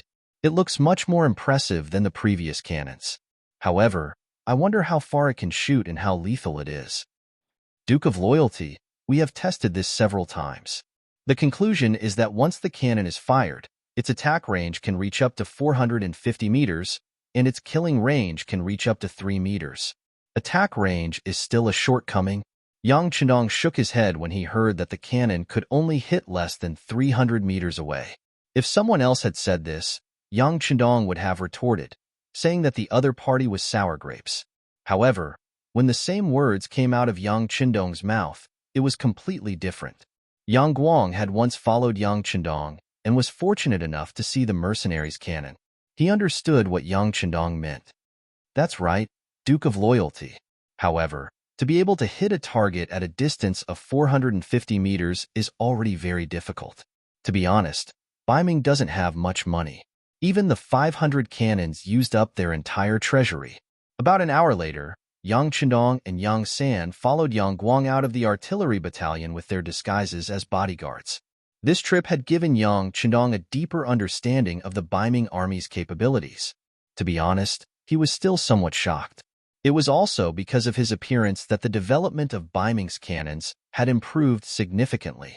According to Yang Guang, other than the fact that the attack range wasn't satisfactory, the effectiveness of the cannons were many times better than before. If these cannons were used on the battlefield, the mercenaries would suffer greatly if they didn't know about it beforehand. After bidding farewell to Yang Guang, the two of them made their way to the Su clan in the capital. Since they were already out, Yang Chendong naturally had to do what he had to do. The carriage representing him should have already picked up the two madams and left the immortal abode for the Yang clan manor. That was tantamount to attracting everyone's attention. At this time, Yang Chendong's actions would remain a secret. Young master, how about I bring a few more people with me? There's no need to alarm others. Our Bureau of Security has a team in Ming. Although they aren't as strong as the guards, they're still quite skilled.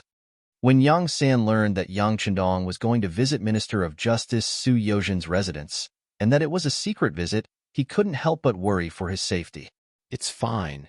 Yang Chendong smiled and refused his kind intentions. Since they were going in secret, the fewer people who knew about it, the better. As for whether or not there would be any danger with just the two of them in the Su clan manor, Haha, even if Su Yozhen was given a few more guts, he still wouldn't have the guts. In the Su clan manor, it was already late at night, but as the master of the manor, Su Yozhen had no intention of going to sleep. Even though his new concubine had already sent people to urge him several times, he still remained indifferent. Through his own channels, Su Yozhen had already learned about what had happened in the immortal abode today. This was the main reason why he couldn't sleep peacefully. Speaking of which, Su Yozhen could be considered one of the first officials to pledge allegiance to Yang Chendong, and he'd also benefited the most. He'd been promoted from a mere 6th-rank official to the Minister of Justice, a 2nd-rank official. After Dai Zong removed the cabinet, the position of Minister of Justice was equivalent to that of a cabinet elder, and he was one of the highest-ranking officials. Logically speaking, after reaching his current position, there shouldn't be anything to be dissatisfied with. However, in reality, Su Yozhen's heart had always been in his throat. It had been a long time since he'd had a good night's sleep. The reason for all this was because Yang Chendong was too powerful. It had to be said that Su Yozhen's thirst for power and wealth was extremely great. In fact, he'd even resorted to some shady and unscrupulous methods to get to the top. However, all of this was for the sake of a better life. He'd never even considered rebelling.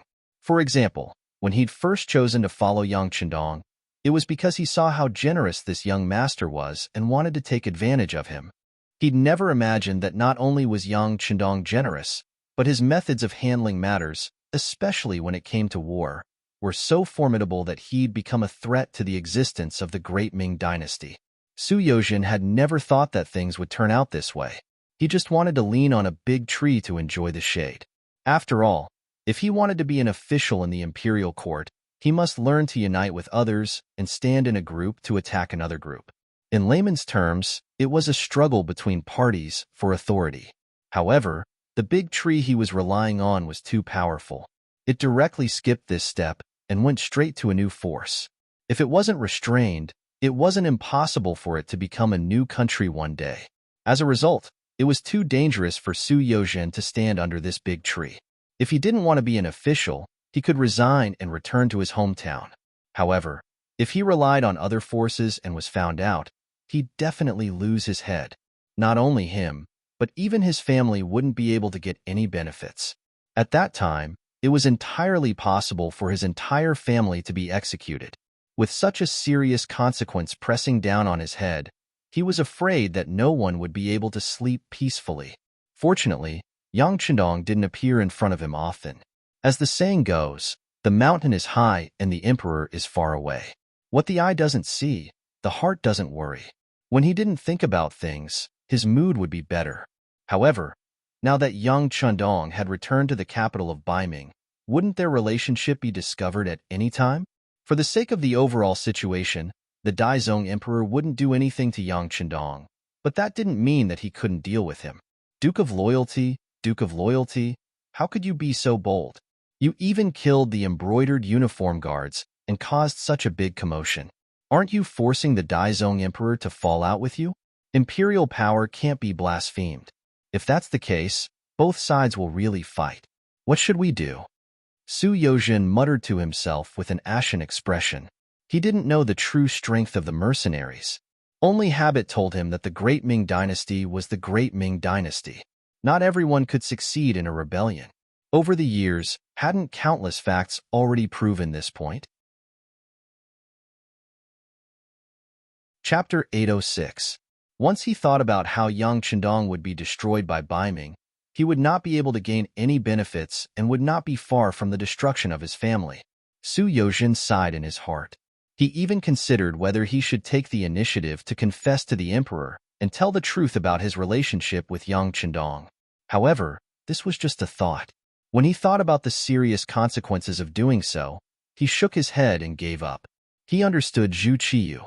It was true that he wanted to do things, but he was not very broad-minded. Once he found out about his relationship with Yang Chendong, he would not even have the chance to explain before being beheaded. Thinking of the possible consequences, Su Yozhen couldn't eat or sleep.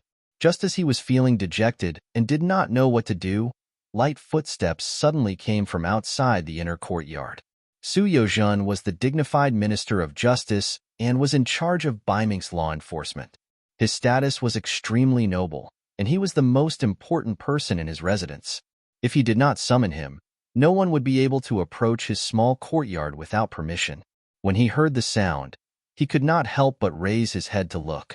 Then, he asked with a cold expression, "Who is it? Without my order, who allowed you to come here?" He was angry and had no place to vent it.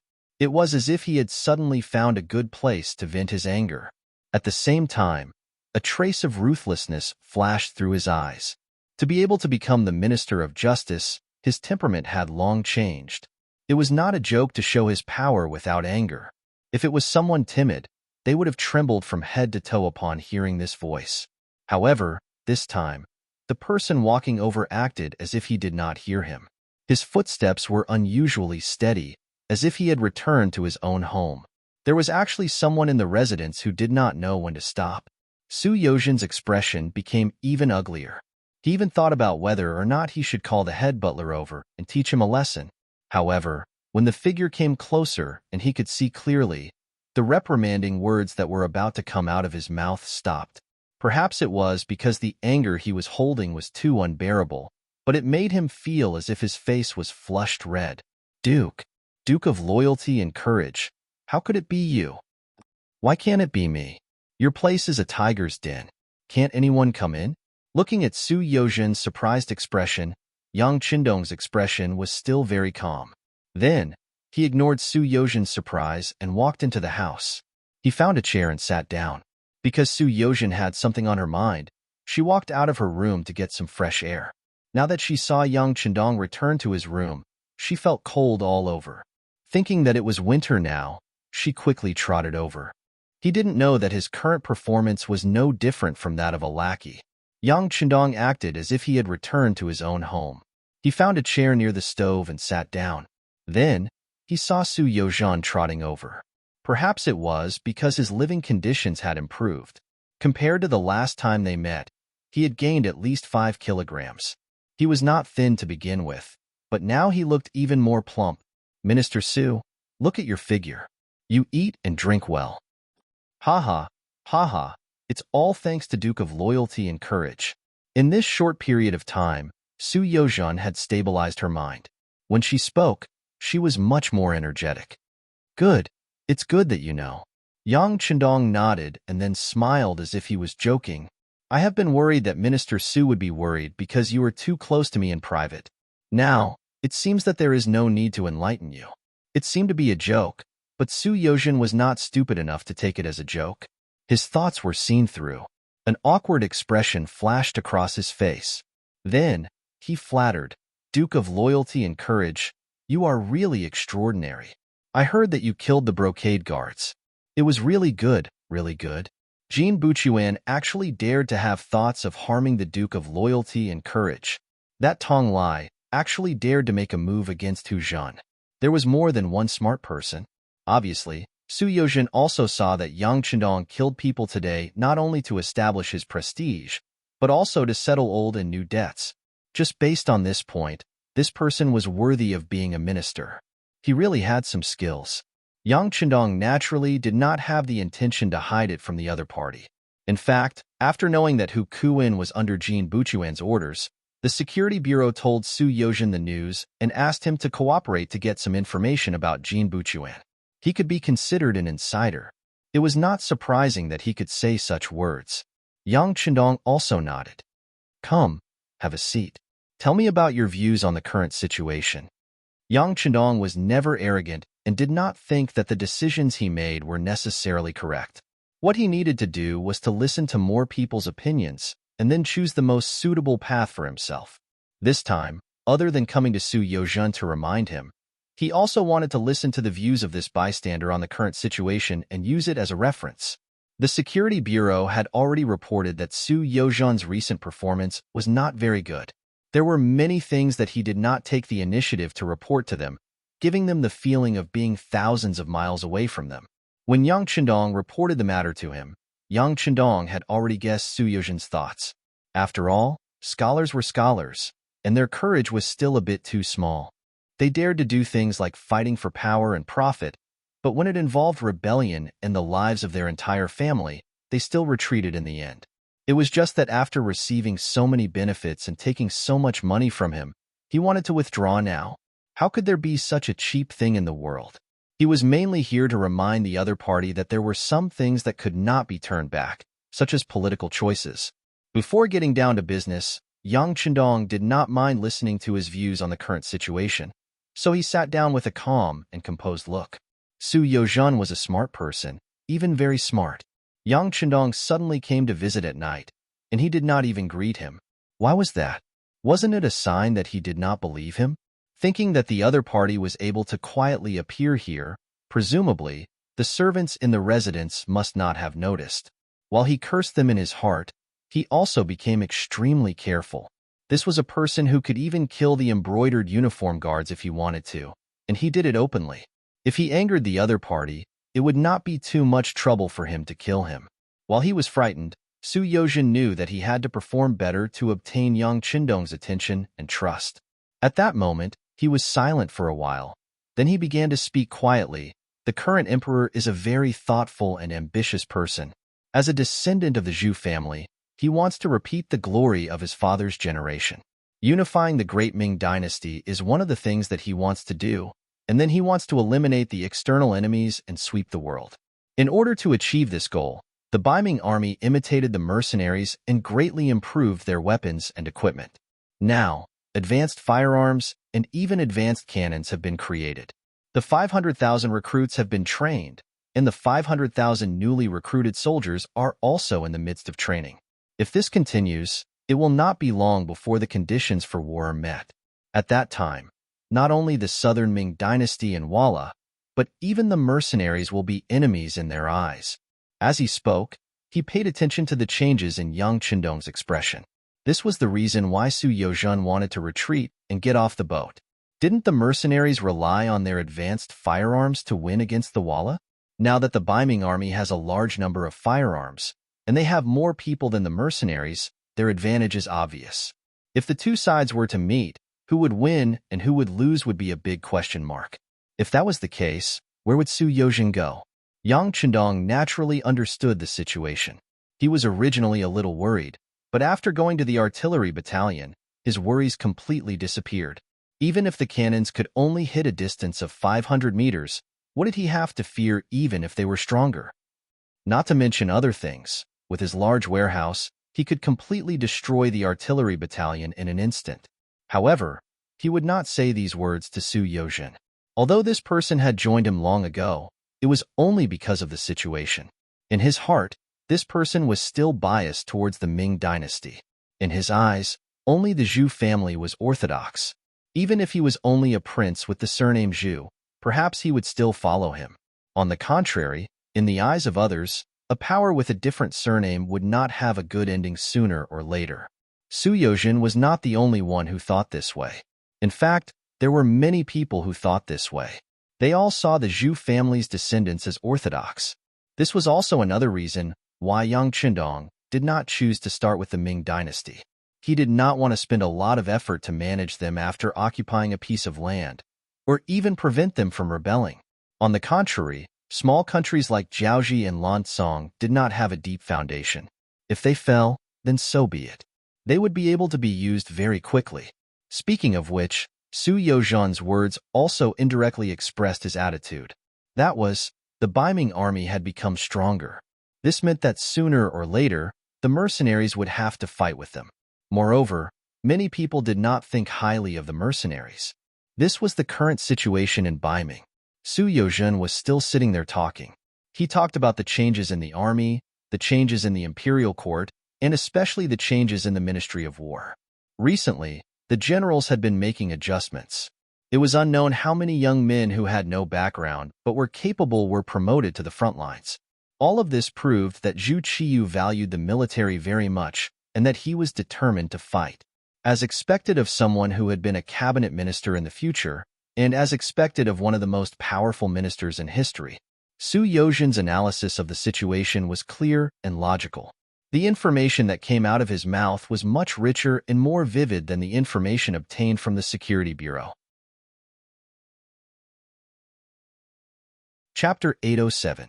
Su Yozhen spoke for quite a while. After drinking 2 cups of tea, she ended her speech with one sentence. I even have a suspicion that the southern Ming and northern Ming might even cooperate for the sake of the Zhou clan's empire. If they really do come to an agreement and work together to deal with foreign powers, then no power in the world would be a match for them. When he said this, Su Yozhen's attitude was firm, as if what he said was the truth. However, he didn't know that the world he was talking about and the world Yang Chendong was talking about were worlds apart. Putting everything else aside, what he saw was only the great Ming Empire. It also included the surrounding small countries, Korea, Japan, Mongolia, and other places. He couldn't imagine how big the world was outside of Asia, how many countries there were, and how strong or weak they were. But Yang Chendong knew, and his goal was grand.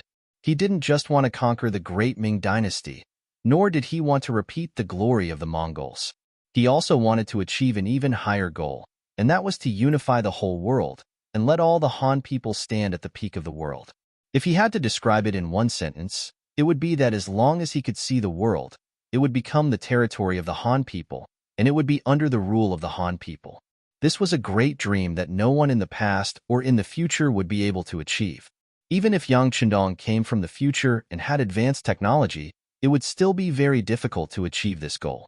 After all, this didn't only involve military affairs, but also religion, faith, culture, geography, and so on. However, Yang Chendong still did it without hesitation. With his current strength, he could be a rich man, or even a carefree prince. He could occupy his own land, establish his own country, and unify his own territory, ensuring that he could live a good life. However, he didn't make such a choice. He thought about how the world treated the Han people in the future, and how the Han people couldn't obtain true fairness in many things. Since he came here, he had to think of a way to change everything. Perhaps thousands of years later, he wouldn't be here anymore, and his descendants wouldn't be able to live up to expectations. In the end, the world would change again. However, he wouldn't refuse to do what he should do, and he wouldn't stop doing it because of the law of development. There were always people who had to do things. If the Han people wanted to achieve these goals, who knew how many people they would have to kill in the end, and how many countries would have to be destroyed? But so what? Buddha said, if I don't go to hell, who will go to hell? If there was any punishment from the heavens, then it would be directed at him. As long as the Han people could live a better life and have a higher status, it would be worth it for him to sacrifice himself to help all the Han people. After Su Yozhen finished speaking, he talked about how powerful Bai Ming's military was now. Subconsciously, he was also advising Yang Chendong to stop. He even revealed his own thoughts in his words. If Yang Chendong was willing to stop his expansion and hand over all the mercenaries to the court, he would be willing to protect him and let him live a carefree life as a prince with a different surname. Chuckling, Yang Chendong looked at Su Yozhen with a cold gaze. As the saying goes, a person in Jianghu is like a boat going against the current. If you don't advance, you will fall back. The situation was already like this, so how could he possibly retreat? Even if he handed over his military power and obtained the identity of a prince, who could guarantee that once the great Ming dynasty gained the upper hand, there wouldn't be a day when they would kill the donkey after it had outlived its usefulness? Would there be a day when they would casually find a reason to kill him? Yang Chendong didn't like the idea of putting his life in the hands of others. As the saying goes, one's life is up to oneself and not the heavens. Since he already had this ability, why should he put his hopes on others? Chuckling, Yang Chendong looked coldly at Su Yozhen. Minister Su, I already know what you said. I also appreciate your good intentions, but you are not me, so you can't make decisions for me. Similarly, I am not you, so I can't make decisions for you. But I can still give you a suggestion. Oh, loyal Duke, please say it clearly. Su Yozhen looked like he was all ears. Actually, it's not much of a suggestion. It's just the truth. After I leave, you can go into the palace to see Daizong. Tell him everything about your relationship with him, including how much you've received and what you've done for him. You can tell him everything. You can even tell him that Bai Ming won't allow other forces to exist. Loyal Duke also won't allow other forces, including Bai Ming, to exist. The best way to solve this problem is to take advantage of the fact that my army is outside and people are in Yangjia village to immediately attack me. This is the best way to solve this problem once and for all. There was a smile on his face, but every time he said a sentence, Su Yozhin's body couldn't help but tremble. How was this a suggestion? It was clearly a threat. Su Yozhin had done a lot of research on Daizong. If you really had a problem with government affairs, he could forgive you. If you were just greedy and had a good performance, he would only remind you. He wouldn't really do anything to you. After all, the great Ming dynasty didn't kill imperial censors and didn't punish scholars. The ancestral law still had some effect. However, if you dared to live off one person and betray another, then it was absolutely intolerable. The previous Minister of Justice, Yu Shiyue, was someone that Daizong had personally favored and promoted. In terms of closeness, he was much stronger than him. But in the end, what happened? Was it because Yu Shiyue was found to have private contact with southern Mingzong and was immediately executed? Yu Shiyue said that Kill had been killed, so why should Su Yozhin be fine? Did he really think that everything would be fine if he took the initiative to admit his mistake? Too naive. Su Yozhin, who was already covered in cold sweat, was no longer as confident as when he analyzed the situation of the world. He continuously wiped the sweat with his sleeve and looked at Yang Chendong. He forced a smile and said, "Loyal Duke, I'm joking." This is indeed a joke. I also hope that you won't give me the chance. Otherwise, I don't know if I'll be fine, but you will be the first to die. If that day comes, even if Daizong wants a good reputation and let your family go, I won't let them go. Don't blame me for being ruthless. Being merciful to one's opponent is being cruel to oneself. I will definitely not do such a stupid thing like letting a tiger return to the mountain. That's all I have to say. You should think carefully about what to do in the future and what to do. After saying this, Yang Chendong stood up. He didn't look at Su Yozhin and didn't listen to any of his explanations. He turned around and walked out of the room. At this moment, he needed to give Su Yozhin time to think carefully. In a hurry, even if the other party made a choice, it might not be sincere. Yang Chendong had already left.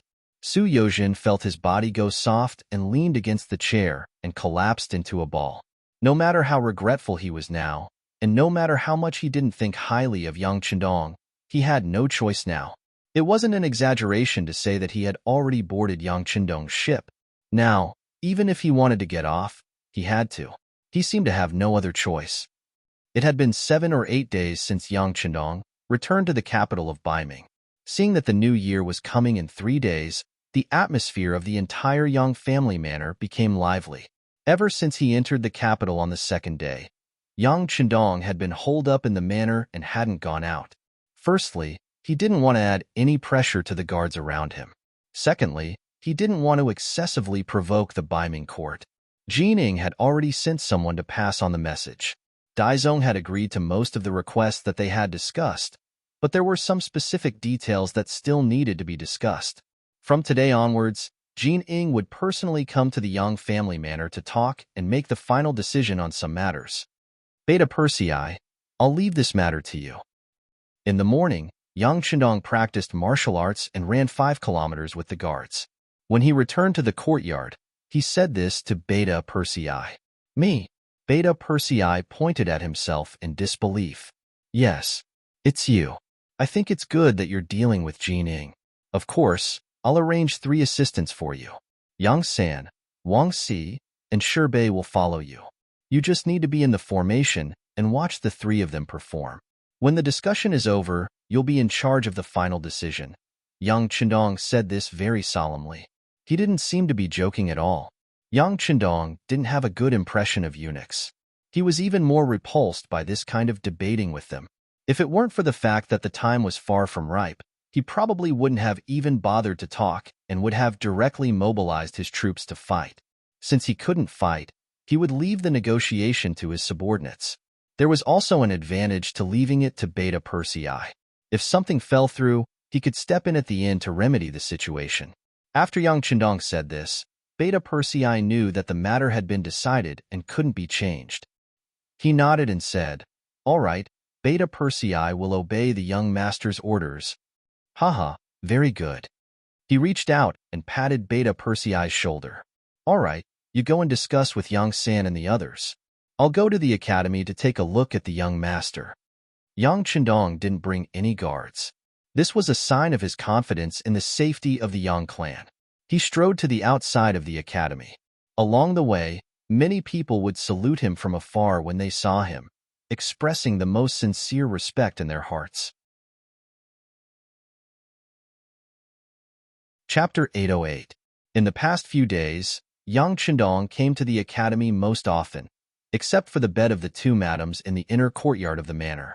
In line with the political policy of putting people first and needing talents for development, he even gave a few lectures to the students of the academy. The contents of the lectures were not from the textbooks, but they were very practical and involved some profound issues such as local management and human rights, which attracted the reflection and discussion of the students of the academy. According to the second Dean Wang Si, the discussion was very enthusiastic, and the results were obviously good. The new year was coming soon, and the negotiations were about to begin. Everything was developing in an orderly manner as expected.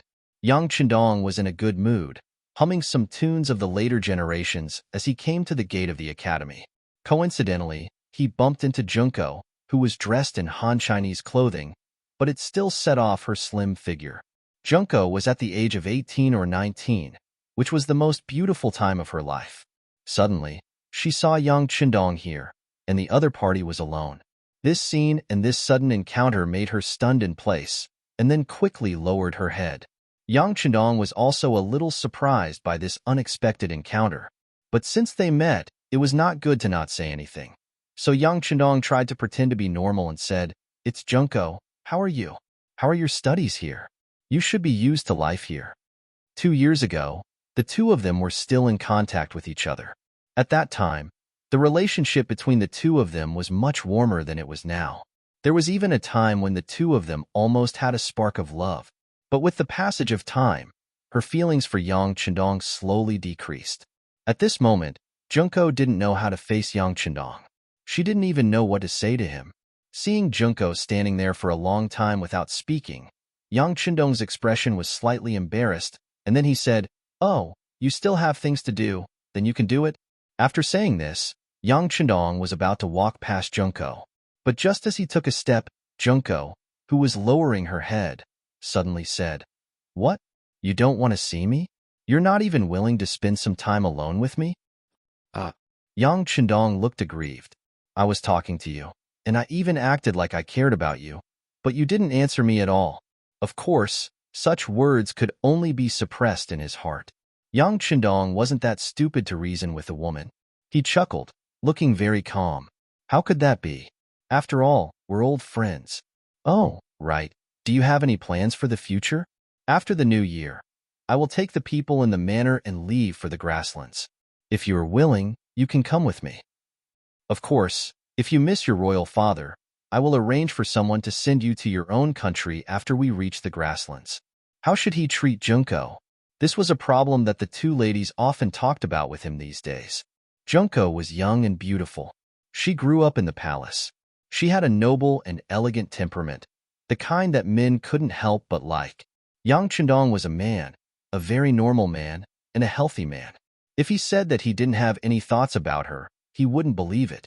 But when he thought that one of his goals in the future was to destroy the Japanese army and rebuild it, he had to suppress his thoughts about Junko. Not only did he want to marry her, but he also wanted to destroy her country, especially the country that belonged to her royal father. No matter how he looked at it, it was so unreasonable. Yang Chendong was a person who cared about his face. He couldn't do such a thing. After thinking about it, Yang Chendong made the decision to let go of Junko. Of course, this decision was made by himself. If Junko didn't want to leave him and insisted on following him, then he would stop while he was ahead. The choice he was making was a test for him. Yang Chendong actually said that he would let her go. This was what Junko had been thinking, but she didn't know why. Now, after hearing this sentence, she was not happy at all. There was a faint sense of loss in her heart. "That, I will give you an answer after thinking about it, okay? Anyway, no matter what, I will go to the grassland with you, right?" Junko didn't make a decision right away. Instead, she decided to use this time to think about it. She had to admit that Yang Chendong's shadow had long been in her heart. If she was just an ordinary Japanese woman, She was afraid that she would have already found a way to throw herself into the arms of this man who gave her the feeling that he was omnipotent and had the most solid arm. But she was not. She was the daughter of the Emperor of Japan. She was destined to dedicate her life to the country and her family. This mission was instilled in her heart since she was a child. It was not something that could be changed in 2 years. Yang Chendong didn't expect her to answer right away. This was something that would decide her life. So he nodded painfully. Okay, after you reach the grassland, you can come to me after you have made your decision. No matter what decision you make, I will understand and support it. Thank you, Junko said gratefully when she heard Yang Chendong understand her so well. You're welcome. Yang Chendong, who answered with a smile, suddenly remembered that the negotiation with Jin Ing was still lacking a recorder.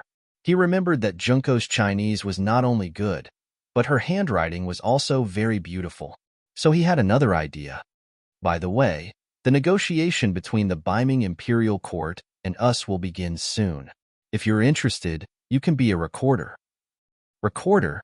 Junko raised her head and looked at Yang Chendong with those big eyes that seemed to be able to speak. Yes, a recorder. You will record what both sides have said, as well as the final result of the negotiation. It is actually a bit difficult. If you are not willing to go, I will arrange for someone else to do it. Yang Chendong didn't know what Junko meant, so he didn't say anything. No, I am willing to go. To Yang Chendong's surprise, Junko actually nodded excitedly. As the emperor's daughter, she seemed to be very interested in politics since she was young. Now that she was lucky enough to witness the negotiation between Beiming and the mercenaries, she naturally wouldn't reject such a good thing.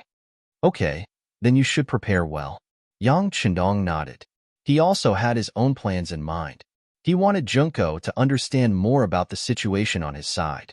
Perhaps after a comparison, she would discover how weak the Japanese Empire was and directly throw herself into his arms. After this meeting, Jin Ing quickly brought a group of people to the Yang village. A large house was specially arranged in the outer courtyard. The fire inside was very strong, and it became the place for both sides to negotiate. Beta Persei appeared as the main negotiator. Along with him were the chief of security, Yang San, the second dean of the Yang Academy, Wang Si, Yang Chendong's personally appointed advisor, Shib, and the recorder, Princess Junko. Jin Ing didn't show any displeasure towards Yang Chendong not personally participating in this negotiation. On the contrary, he was somewhat happy. After all, Yang Chendong gave him too much pressure. Anyone who faced such a strong opponent would bear a heavy psychological pressure. Under such a mentality, it was very difficult to negotiate a favorable outcome. Yang Er, on the other hand, was different. He would not give himself any pressure. This way, when they were talking, he would be able to express his own demands better and even raise some excessive conditions. Both sides sat together with their own thoughts and began to negotiate some related matters. 15 li away, in the capital of Beiming, in an extremely ordinary courtyard, several people were gathered to discuss a heaven-shaking matter. It wasn't an exaggeration to call it a major matter, because the ultimate goal of this matter was to kill the Duke of Loyalty, Yang Chendong. When Yang Chendong arrived in the capital of Beiming, the ones who were nervous were naturally the Beiming faction. First, they had to make a choice between attacking or not attacking, and once they chose to cooperate, no one would harbor any evil intentions toward the Duke of Loyalty. But just because Beiming didn't have such thoughts didn't mean that others didn't, like the Southern Ming Empire. The people in this room were assassins sent by the Southern Ming Empire. They had made the decision to assassinate Yang Chendong with the dual goal of striking down the mercenaries and Beiming. And once their goal was achieved, it was easy to imagine what kind of chaos it would cause. At that time, both sides would fight to the death, and no matter who won or lost, the Southern Ming Empire would be able to reap the benefits. When the Southern Ming Emperor, Zhu Qizhen, made this decision, he gave the task to his most trusted aide, Chao Jixiang. Then his nephew, Chao Xian, rushed all the way from Nanjing to Beijing and began to make various preparations for the assassination. In the room, the one sitting at the head was Chao Xian. He had arrived in the capital of Beiming last night, and he was naturally very familiar with this place where he had stayed for decades.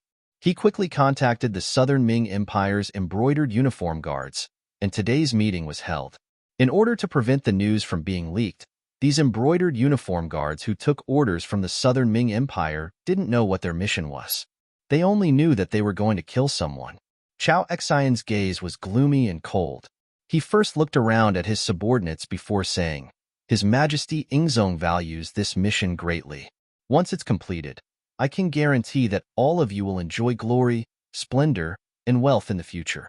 You only need to complete this task, and you can return to the southern Ming Empire as meritorious subjects. And for the sake of Danning's goal, I need all of you to mobilize your most elite forces and wait for my orders.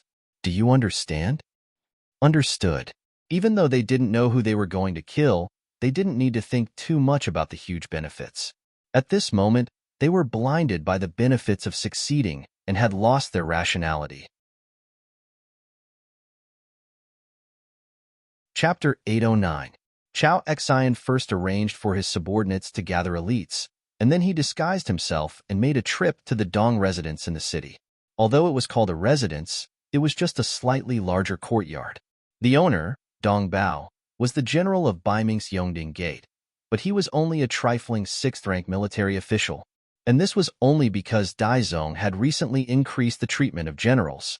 Otherwise, with his salary alone, it would have taken him countless years to buy a courtyard like this in the capital, where every inch of land was worth its weight in gold.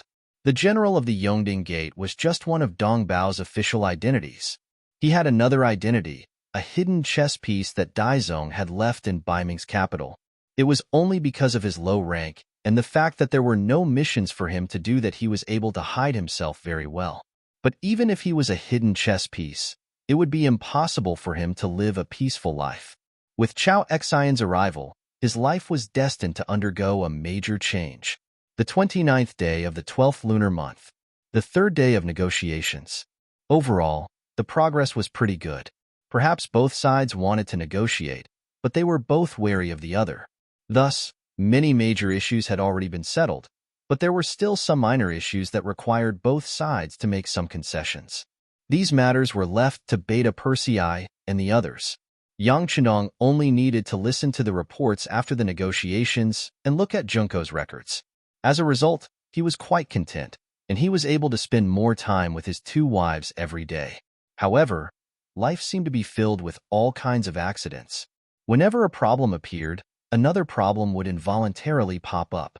It had only been a few days when the Yang Manor's housekeeper, Yang Nung, appeared outside the inner courtyard, saying that he wanted to see the 6th young master. Yang Nung was the eldest son of the Yang clan's steward, Yang Hai. Yang Hai had followed Yang Rong for many years, so there was no need to doubt his loyalty. Yang Nung had inherited his father's character, and after becoming the steward of the Yang clan manor, he had performed well and was now in charge of the immortal abode. Yang Chendong was somewhat taken aback by this sudden request, but in the end, he still went to see him. Only then did he learn that the immortal abode had suffered from mass food poisoning. There were 4 tables full of 20 customers who had eaten something bad, and they refused to leave the immortal abode. Today was the 29th day of the new year. The closer it was to the end of the year, the better the business of the hotel became. Those who had money in their pockets would call their friends. When they gathered together, it was inevitable that they would eat and drink. The immortal abode, which had the best taste, the best environment, and the best way to show off one's status, became the place where everyone fought to be the first to gather. Compared to normal times, business in the immortal abode was exceptionally good before and after the new year. It wouldn't be an exaggeration to say that it was hard to find a place. Even the best locations had to be reserved a few days in advance. But in such a lively time, the sudden appearance of poisoning, one could imagine how big of a commotion it would cause. However, a mere poisoning incident wasn't enough for Yang Nung to rush back to the Yang family manor to see him. In such a large restaurant, once such a special incident occurred, they must have already taken measures to deal with it. Thus, Yang Chendong looked at the nervous Yang Nung and asked, "Speak, is there some important figure among the poisoned customers?" As soon as Yang Chendong said this, Yang Nung's eyes revealed a very surprised expression. 6th young master is indeed formidable. Indeed, one of the 20 poisoned customers is the current imperial censor of the right, Dong Chunhua. Because such a person is involved, We do not dare to act rashly. How could we possibly invite the sixth young master over? Yang Chendong chuckled, an expression that said, as expected, this Dong Chunhua could be considered an old acquaintance. He had once wanted to show off in front of Wang Chong and trample on Wang Chong's face, but in the end, he had naturally suffered a loss. Among the current second-rank officials, Yang Chendong and Yu Shiyuan naturally didn't get along, so Yang Chendong had gotten rid of him. The remaining second-rank official was Dong Chunhua, who had been the left deputy imperial censor at that time. Wang Chong didn't expect to meet them again, and the other party had even been promoted from deputy to official. But this time, it was obvious that the other party's luck wasn't good, and Wang Chong was in the wrong. I understand. Since that's the case, this young master will personally make a trip. Since it involved a second-rank official, even if it was for the sake of face, it wouldn't be easy for an ordinary person to handle it. If Yang Chendong wasn't in the capital, it would be fine. But since he was, if he didn't make an appearance, it would be inevitable for others to say that he was arrogant. It was best not to leave such a domineering impression. Yang Nong was naturally overjoyed that the sixth young master was going to personally make a move. He immediately went to arrange a carriage. Considering that Beta Persei was still negotiating with Jining, Yang Chendong didn't want to disturb him. Instead, he called for Yang Si and 50 members of the first guard squad to leave the Yang clan manor. They were still negotiating with Ming, and Yang Chendong didn't think that anyone would try to target him at this time. Besides, even if it was an ordinary threat, the first guard squad should be able to deal with it. In the immortal abode, the initial excitement had already died down. The incident had happened too suddenly. At the start, the 4 tables of customers were all pale and powerless, truly frightening the other customers. But when the immortal abode's resident physician came out and examined the dishes, it was determined that they had been poisoned with laxatives, not the quality of the food. This sort of thing really had happened in the past. Some people in the same industry saw that the immortal abode's business was doing so well, so they found people to poison the food in an attempt to ruin its reputation. It could be said that only people in the same industry had undisguised hatred. When this incident first happened, it caused quite a bit of chaos. But the immortal abode immediately took decisive measures. Not only did they find the best physicians to treat their customers, they also paid a considerable sum of money. When the customers didn't pursue the matter, the others naturally couldn't say anything. Not to mention, this sort of thing could happen in other restaurants as well. It wasn't strange anymore. It was just that the 4 tables of customers had some problems, and the immortal abode's steward had immediately stepped out to show his sincerity. Today, all of the customers had a 20% discount on their meals. This quickly calmed everyone down, and everything returned to normal. Only the 4 tables of customers still had unsightly expressions because of their stomachs. Normally, the steward would have already apologized and paid 200 taels of silver to each person, and the matter should have been resolved. Unfortunately, the imperial censor of the right, Dong Chunhua, was among the 20 people. He didn't accept the money, nor did he have any intention of leaving. As such, the others could only sit there and accompany him.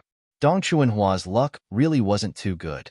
The officials below him insisted on treating him to a meal when it was the new year. He couldn't refuse them, so he came. He never would have thought that something like this would happen. He was a second-rank official, yet he had to fight over a toilet with a commoner because of his stomachs. If word got out, it was truly embarrassing. After taking the anti-diarrheal medicine prescribed by the physician, Dong Chunhua's condition improved a bit, and he began to think of a plan. He could be considered one of Dai Zong's trusted aides, and he'd been looking for faults with the Duke of Loyalty and Courage this entire time. Since this kind of thing had happened to him, if he didn't take advantage of it, wouldn't he be letting down all the suffering he'd suffered just now?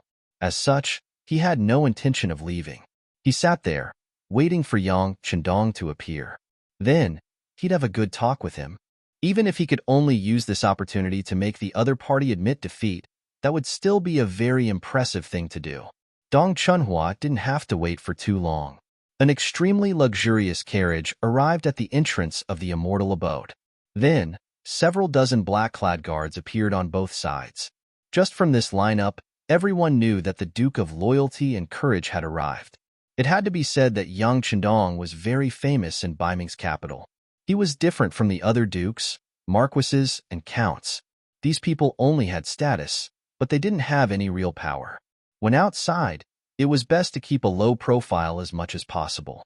Otherwise, the imperial censors weren't just for show. They'd report you at any time.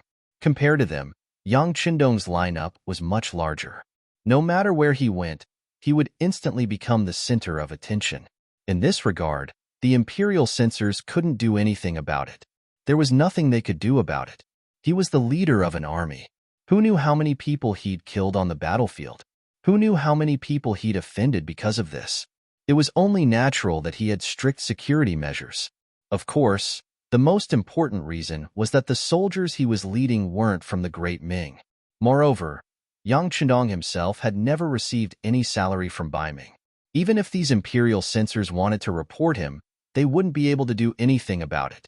When they saw that the Duke of Loyalty and Courage had arrived, a few of the diners looked toward the entrance with eager eyes.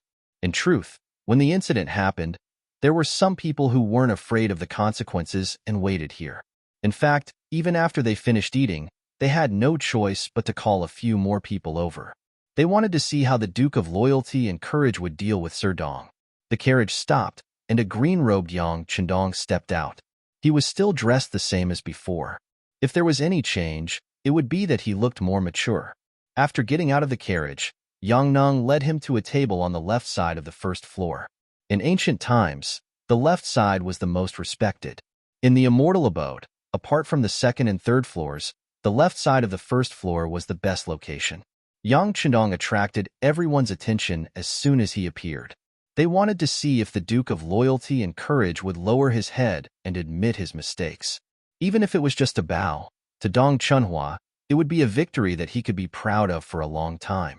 Dong Chunhua, who was originally sitting there calmly, didn't know why, but when he heard footsteps outside and saw the diners suddenly stop and look outside, he began to feel inexplicably nervous.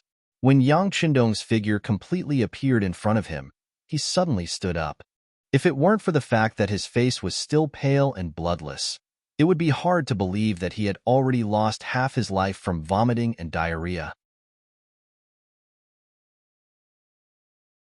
Chapter 8:10. All of this was because Yang Qindong's reputation was too great. The last time they'd met, he hadn't been able to gain the slightest bit of advantage, which had left a shadow in his heart. As soon as he saw Yang Qindong, he instinctively stood up. As soon as he stood up, he happened to meet Yang Qindong's gaze. Then, under the collective gazes of everyone present, an unexpected scene occurred. Yang Qindong, who just entered the main hall, couldn't stop himself from bursting into laughter. Ha ha ha ha, it seems like you've suffered quite a bit. My apologies, I couldn't control myself. I was just expressing my feelings, that's all. Not only did Yang Qindong not have the slightest intention of apologizing, he even had a mocking look on his face. Instantly, the other diners all fell silent. Then, when they came back to their senses, they also began to laugh loudly. This laughter caused Dong Chunhua's face to turn red. He'd been waiting for the other party to teach him a lesson. Who would have thought that when the other party came, he'd be the first to stand up in fright? Then, he'd be ridiculed instead. If news of this spread, he'd probably become a laughingstock. The originally tense atmosphere was completely dispelled by this laughter. Dong Chunhua knew that there was no point in keeping a straight face, so he could only face it head-on. With a serious expression, he asked, Duke Zhongdan, the immortal abode is your business. Now that a guest has been poisoned by a laxative while eating here, how do you explain this? And Yang Qindong's expression also suddenly became much more serious. He angrily said, I express my extreme indignation and anger towards the despicable people who use such underhanded means to harm my immortal abode's business. I strongly condemn them.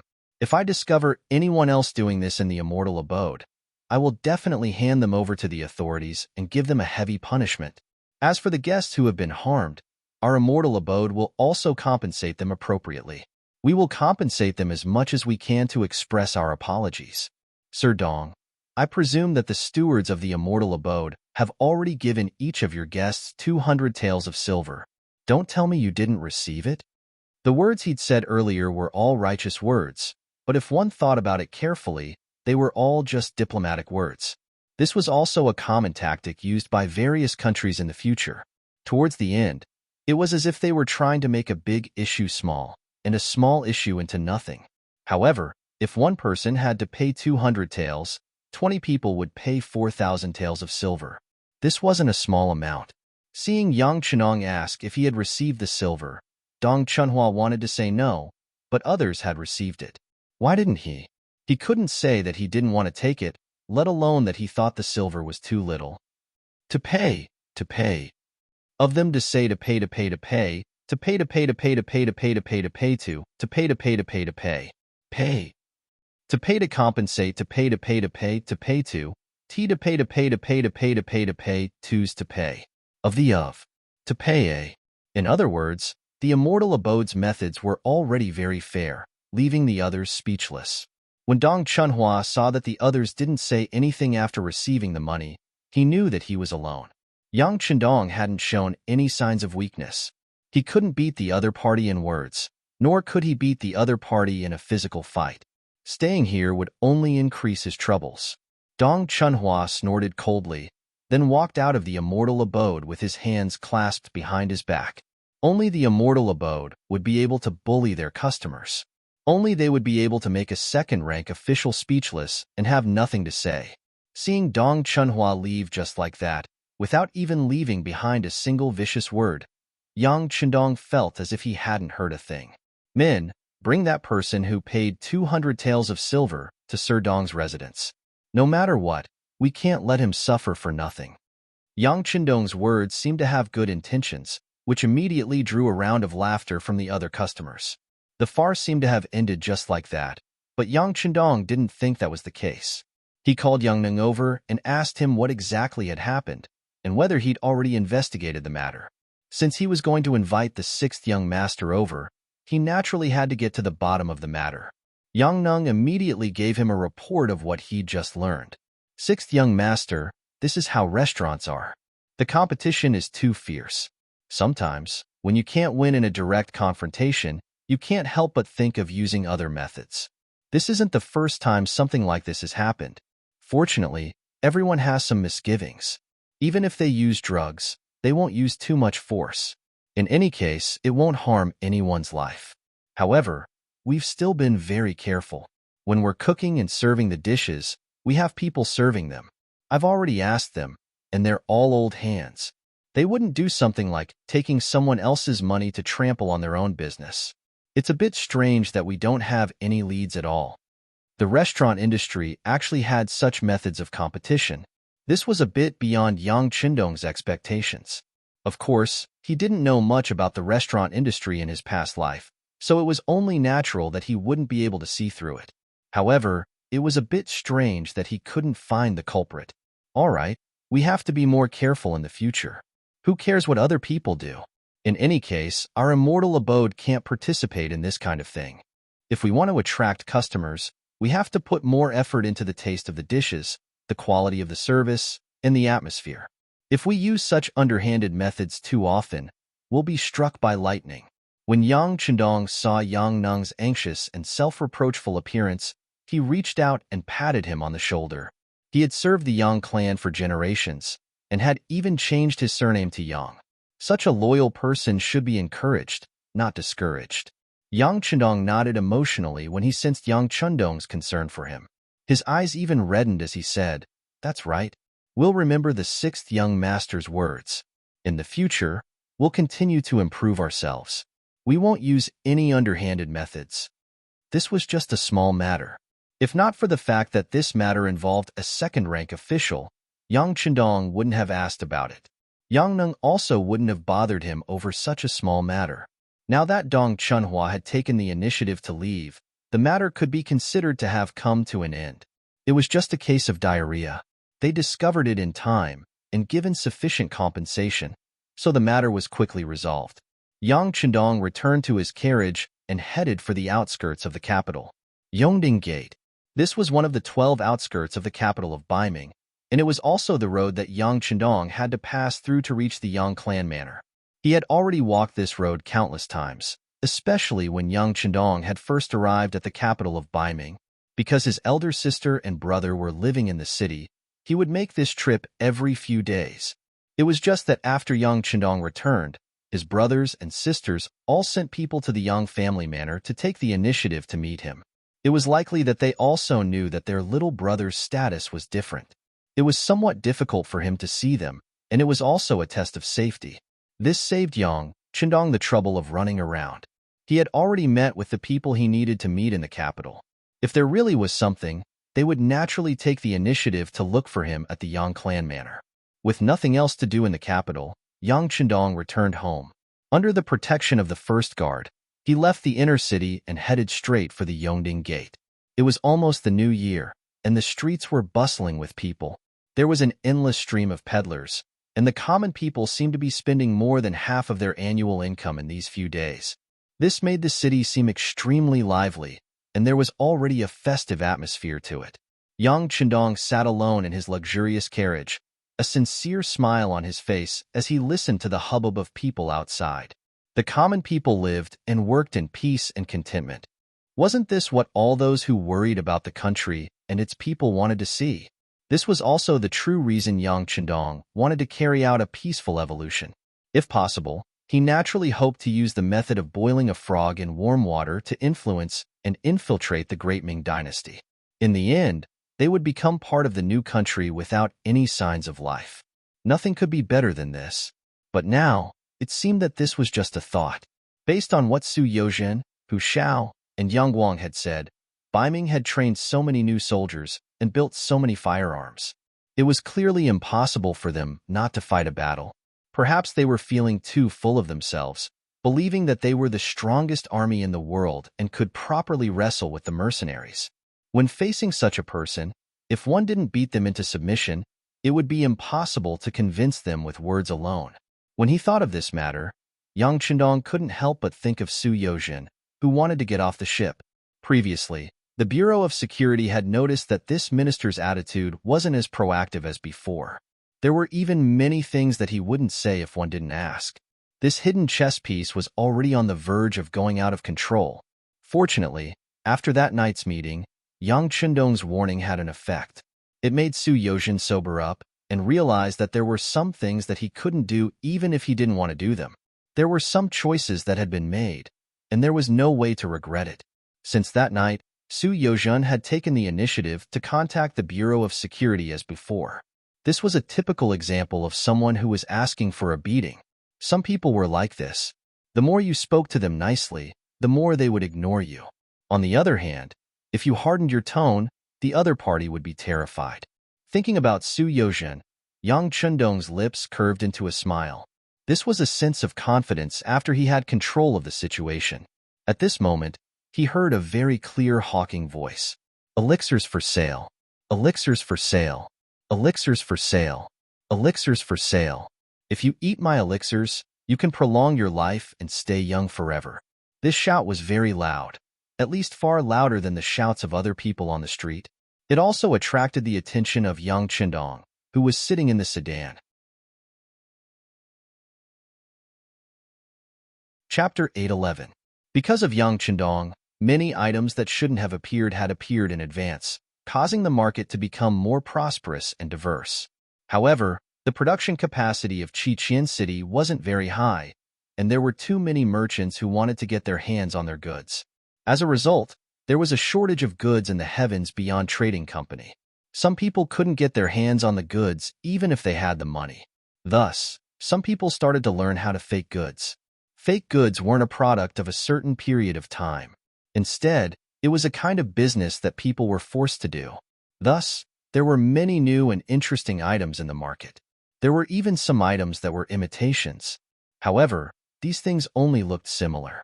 When you actually held them in your hands, they were too heavy and crude. But because they were cheap, they still managed to gain a certain market share. As a result, some goods that didn't even exist in the heavens beyond trading companies started to appear.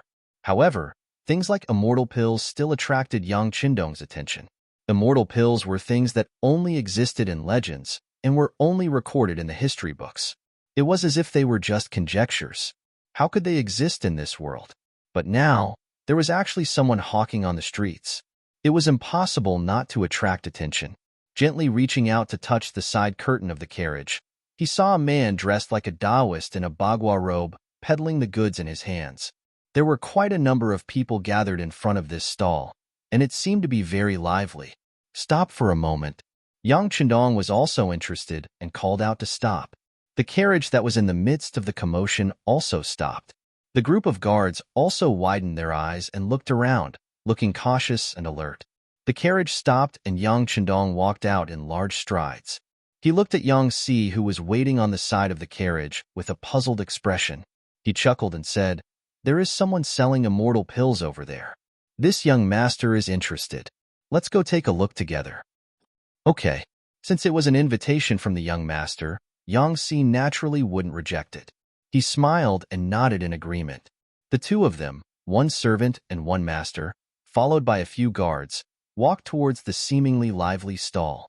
As he got closer, Yang Chendong could finally see the so-called immortal pill in the other party's hand. It was golden, as if it was made of gold. From its appearance, it was quite interesting.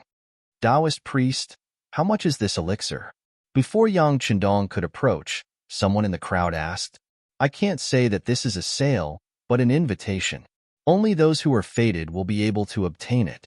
Let's put it this way, 1,000 taels per pill, no bargaining. The first part was a bit profound, but when it came to the price, the merchant's unscrupulous appearance was completely exposed. When they heard that it was 1,000 taels for one pill, the people who were originally interested in it all shook their heads. Originally, they thought that if the price was right, they would sell one back. Regardless of whether it was real or fake, they would just treat it as buying a fresh one. However, if it was 1,000 taels per pill, it was really too expensive. No one would spend so much money just because of curiosity. The crowd suddenly quieted down. When the Taoist priest saw that there was going to be an awkward silence, he couldn't help but say anxiously, "You guys don't believe me? This is the price. How can immortal pills not be a lot? Do you know that I met the Grand Supreme Elderly Lord in my dream? This was given to me by him. It is far from something that can be measured by money." With this explanation, some people who had already wanted to leave couldn't help but hesitate. Previously, they thought that this bet was a scammer. However, when they heard that this matter was linked to immortals and the price was so expensive, they couldn't help but hesitate. But after all, it was 1,000 taels. No matter who wanted to take out this much money, they would have to consider it carefully. This actually helped Yang Chendong. He laughed and squeezed through the crowd. "Come, let me see. If it is really something good, I will take all of your immortal pills." Yang Chendong naturally wouldn't really believe that there were immortal pills in this world. He just looked at it curiously. It would be fun to buy it for his two wives to play with. When the voice rang out, it naturally attracted everyone's curious gaze. This was a rich guest coming to visit. It was impossible not to attract everyone's attention.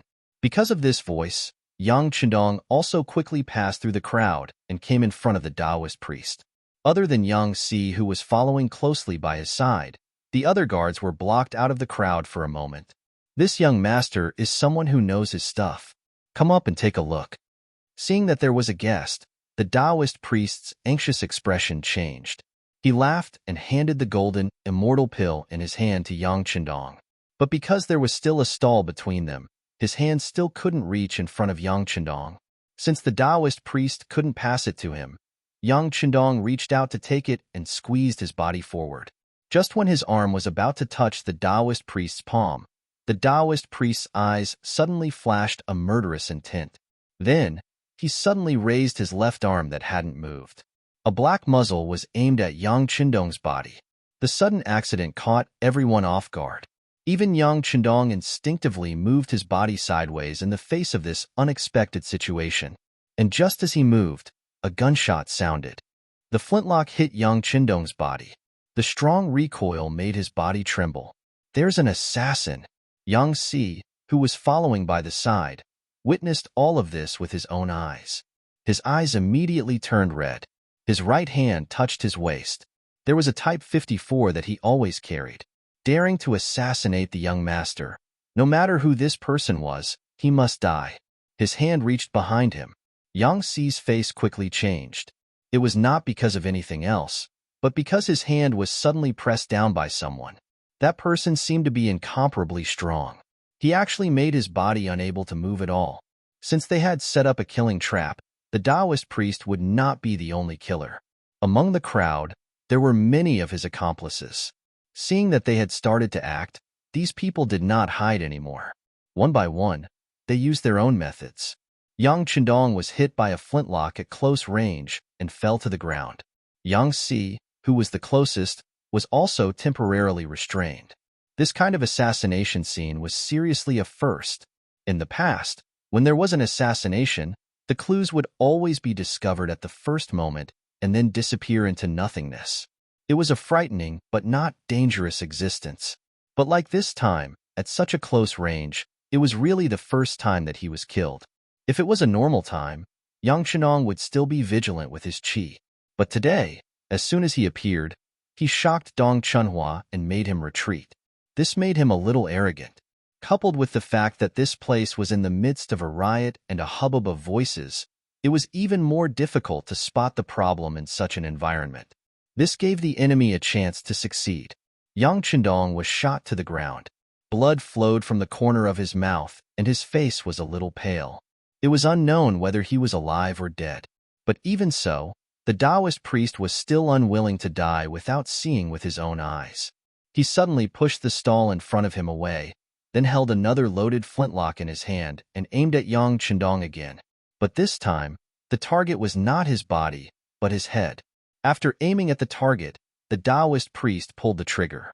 It looked like he was going to shoot Yang Chendong on the spot. Get lost. It was at this moment that a loud shout rang out. Yang Si, who had his right arm pressed down, roared angrily. All the strength in his body erupted at this moment. He endured the pain of his dislocated right arm and rushed out from the crowd, arriving in front of the Taoist priest's gun. Bang! At this time, a gunshot sounded. This bullet hit Yang Si's body. The strong force pushed Yang Si away, causing him to fall on Yang Chendong, who was unconscious on the ground. It was this pounce that awakened Yang Chendong, who had suddenly received a blow. The moment he opened his eyes, he saw a few strong men slashing at Yang Si's back. After a few slashes, blood was dripping, and red blood covered the ground. Yang Si. Yang Chendong, who was awake, immediately shouted in his heart. Then, he suddenly jumped up from the ground. While holding Yang Si in his arms, he took out a desert eagle and fired at the assassins in front of him. Bang, bang, bang. Every time a shot was fired, blood would splatter. Under the powerful lethality of the desert eagle, 2 of the 3 people who were wielding the sword had their heads smashed, and their faces were unrecognizable. Another person was shot in the stomach, causing his intestines and blood to flow all over the ground. All of this happened in a very short period of time. At this time, the guards who were isolated from the crowd also reacted. With Captain Xiao Vi as the leader, Ba Daojiang on the left, and Peng Yu on the right, the 3 members formed a 3-3 formation. They held the Type 95 in their hands and activated the burst mode. Anyone who dared to block in front of them, no matter if it was an assassin or an ordinary person who was watching the show, would become their enemy. Da-da, da-da-da. The gunshots were endless, and one figure after another fell to the ground. Even the Taoist in the Taoist robe did not manage to escape. He was shot in the head by the angry Ba Daojiang, and fell to the ground with blood all over his body. 6th Young Master. Xiao Vi and the other 2 formed the first echelon and came to Yang Chendong's side. The other guards were also rushing over. What are you looking at? Who has hemostatic medicine on them? Take it out. Yang Chendong shouted crazily.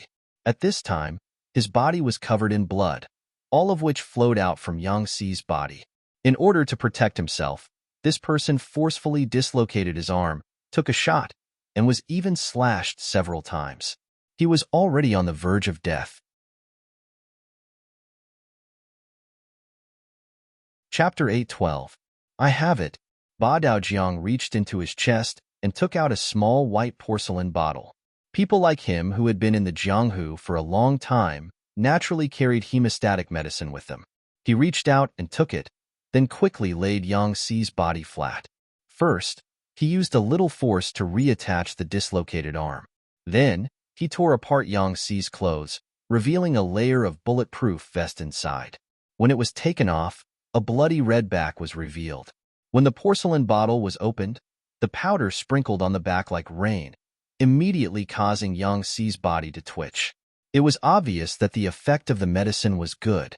It had the effect of reducing inflammation and stopping bleeding. Yang Xi's body also reacted. It was a good thing that there was a reaction. At least it meant that Yang Xi's body was still breathing. Yang Chendong was immediately overjoyed. He shouted loudly, "Yang Xi, you have to hold on. Hold on. With the young master here, you will be fine. Men, quickly bring the carriage here." Just as Yang Chendong was about to save Yang Xi, a large number of Ming soldiers suddenly appeared on the street. As soon as they appeared, the originally bustling street instantly became empty. The black cavalry guards also widened their eyes and stared at the newcomers. Many of them even took out the 95 style. Previously, it was because they were careless and did not fulfill their duties that the sixth young master was in danger. Now that they were prepared, how could they let the previous incident happen again? Under the black muzzles of the guns, the Ming soldiers who came from afar trembled. The leader, who was wearing a general's uniform, was sweating profusely. He led his men forward and shouted, "Everyone, don't be nervous. I am Dong Bao, the general of the Yongding Gate. What happened here?" Actually, there was no need to ask.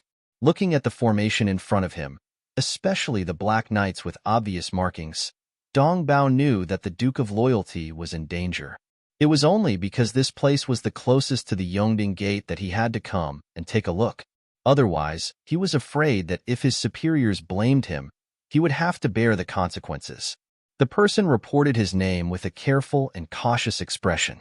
The Black Knights noticed this, and their gazes landed on Captain Chiovi. Chiovi naturally couldn't make the decision on such an important matter.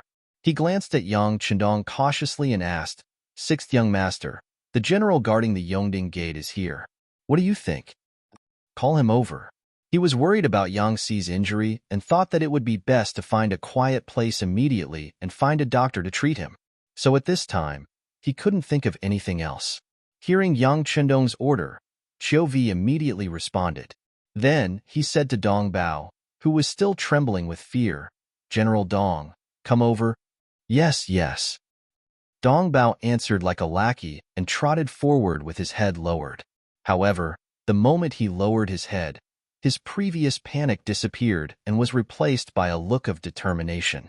Because his head was lowered, no one noticed his change at all. Dong Bao trotted toward Yang Chendong.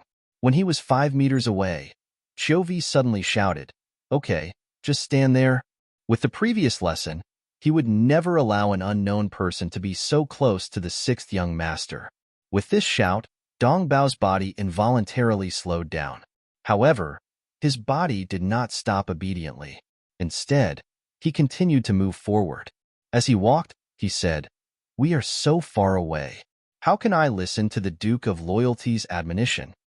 If I tell you to stop, then stop.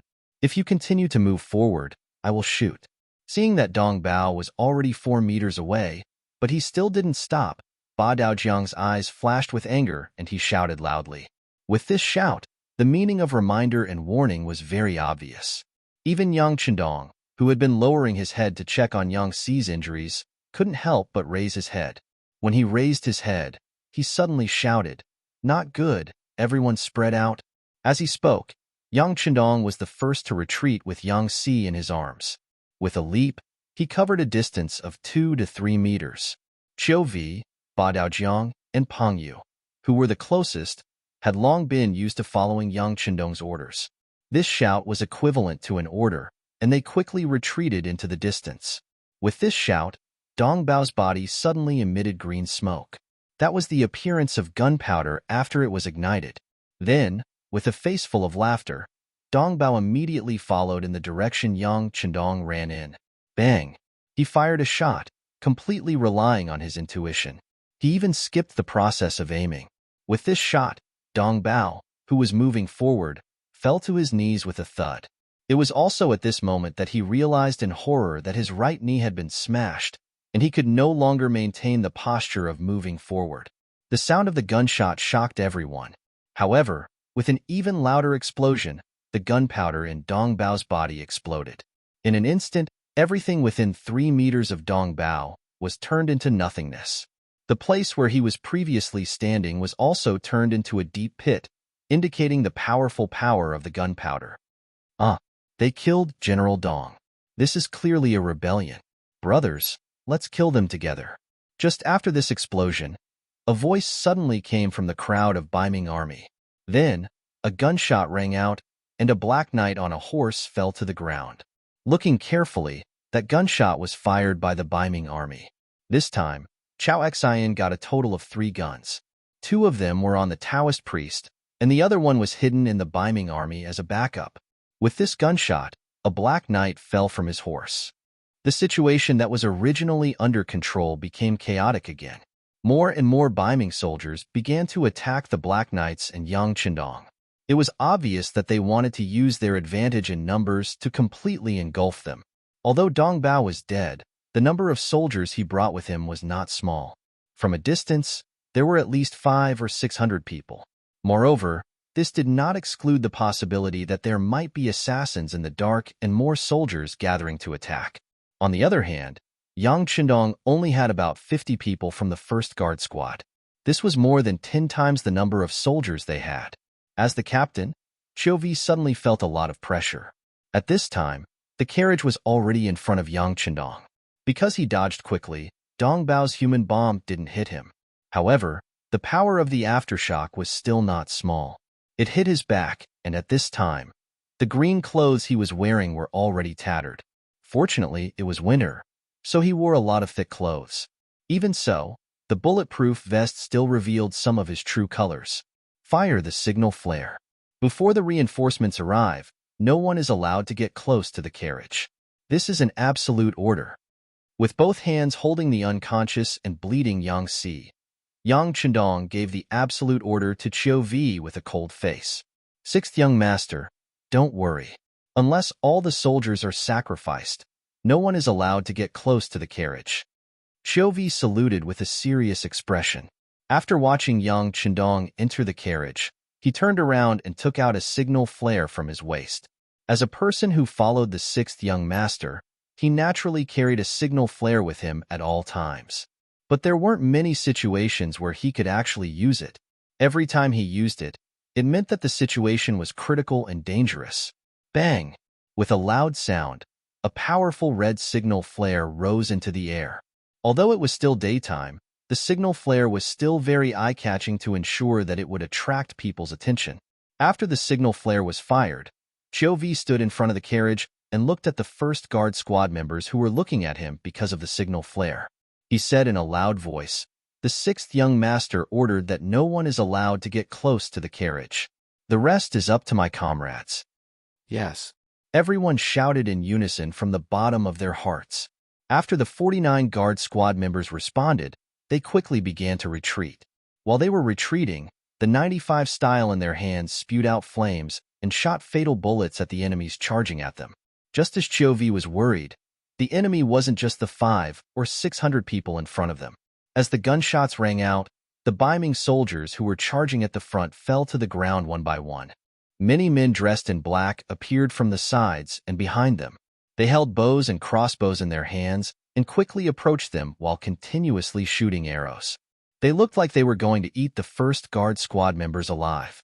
After more than 200 Ming soldiers were killed, they learned to be smart. They didn't charge blindly. Instead, they took advantage of the complicated terrain on the street and began to look for a place to hide. Once they were safe, they would immediately pick up the bows on their backs and launch a long-range counterattack. It was true that they were not a match for the continuous fire guns, but they did not believe that these dozens of people would be able to carry much ammunition. Even if they had to exhaust the mercenaries, they had to exhaust them. The signal flare for help had been sent out, but it would take some time for them to appear. How to control the situation during this time, prevent the enemy from approaching the carriage, and complete the task given by the 6th young master became the most important problem, just as the dead man thought when they went out this time. Because there was no plan at all, each soldier didn't bring a lot of bullets. In addition to the magazine and the gun, each soldier only brought 2 more. They thought that after a fierce attack, the enemies would be afraid and retreat. But the enemies in front of them were very tenacious. They looked like they didn't care about their lives. Coupled with the complicated terrain, the power of the 95 style was greatly restrained. Just like the previous wave of attacks, each soldier used up a magazine. If they continued like before, at most 2 more waves of attacks, they would run out of ammunition. Chapter 8:13. Everyone, listen up. Switch from continuous fire to burst fire. Don't think about killing too many enemies. Focus on suppressing them and wait for reinforcements. Chauvet made the most accurate judgment on the battlefield after a simple analysis. Following his orders, the guards reduced the number of shots they fired. They would only fire back when the enemy's figure was completely revealed, or when they were about to charge forward and threaten them. This was perhaps the biggest drawback of firearms.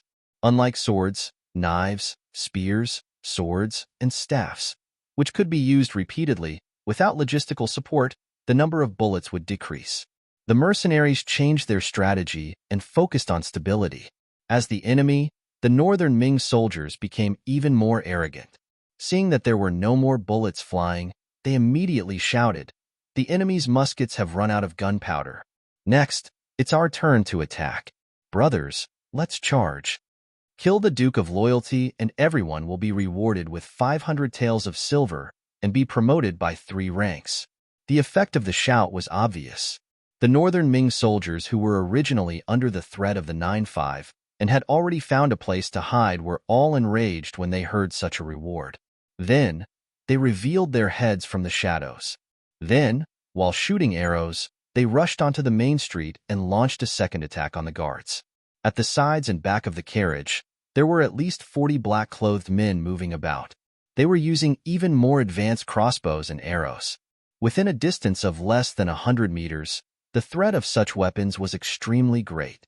In just a short while, 7 or 8 guards had been hit by the arrows. If they weren't wearing bulletproof vests, they would have become cold corpses by now. There was a large army attacking from the front, and there were people causing trouble from the sides and the rear. The first guard squad fell into a bitter battle that they had never used before. As the captain, Chauvet had already finished the 9-5 and was using a pistol. Even the pistol's 2 spare magazines were used up. Now, there were less than 3 bullets left in the pistol. The security team members guarding the front also fired a burst of bullets, forcibly suppressing the enemy's second attack. Then, everyone's face was solemn as they reloaded their last spare magazine. They knew that this would be their last hope.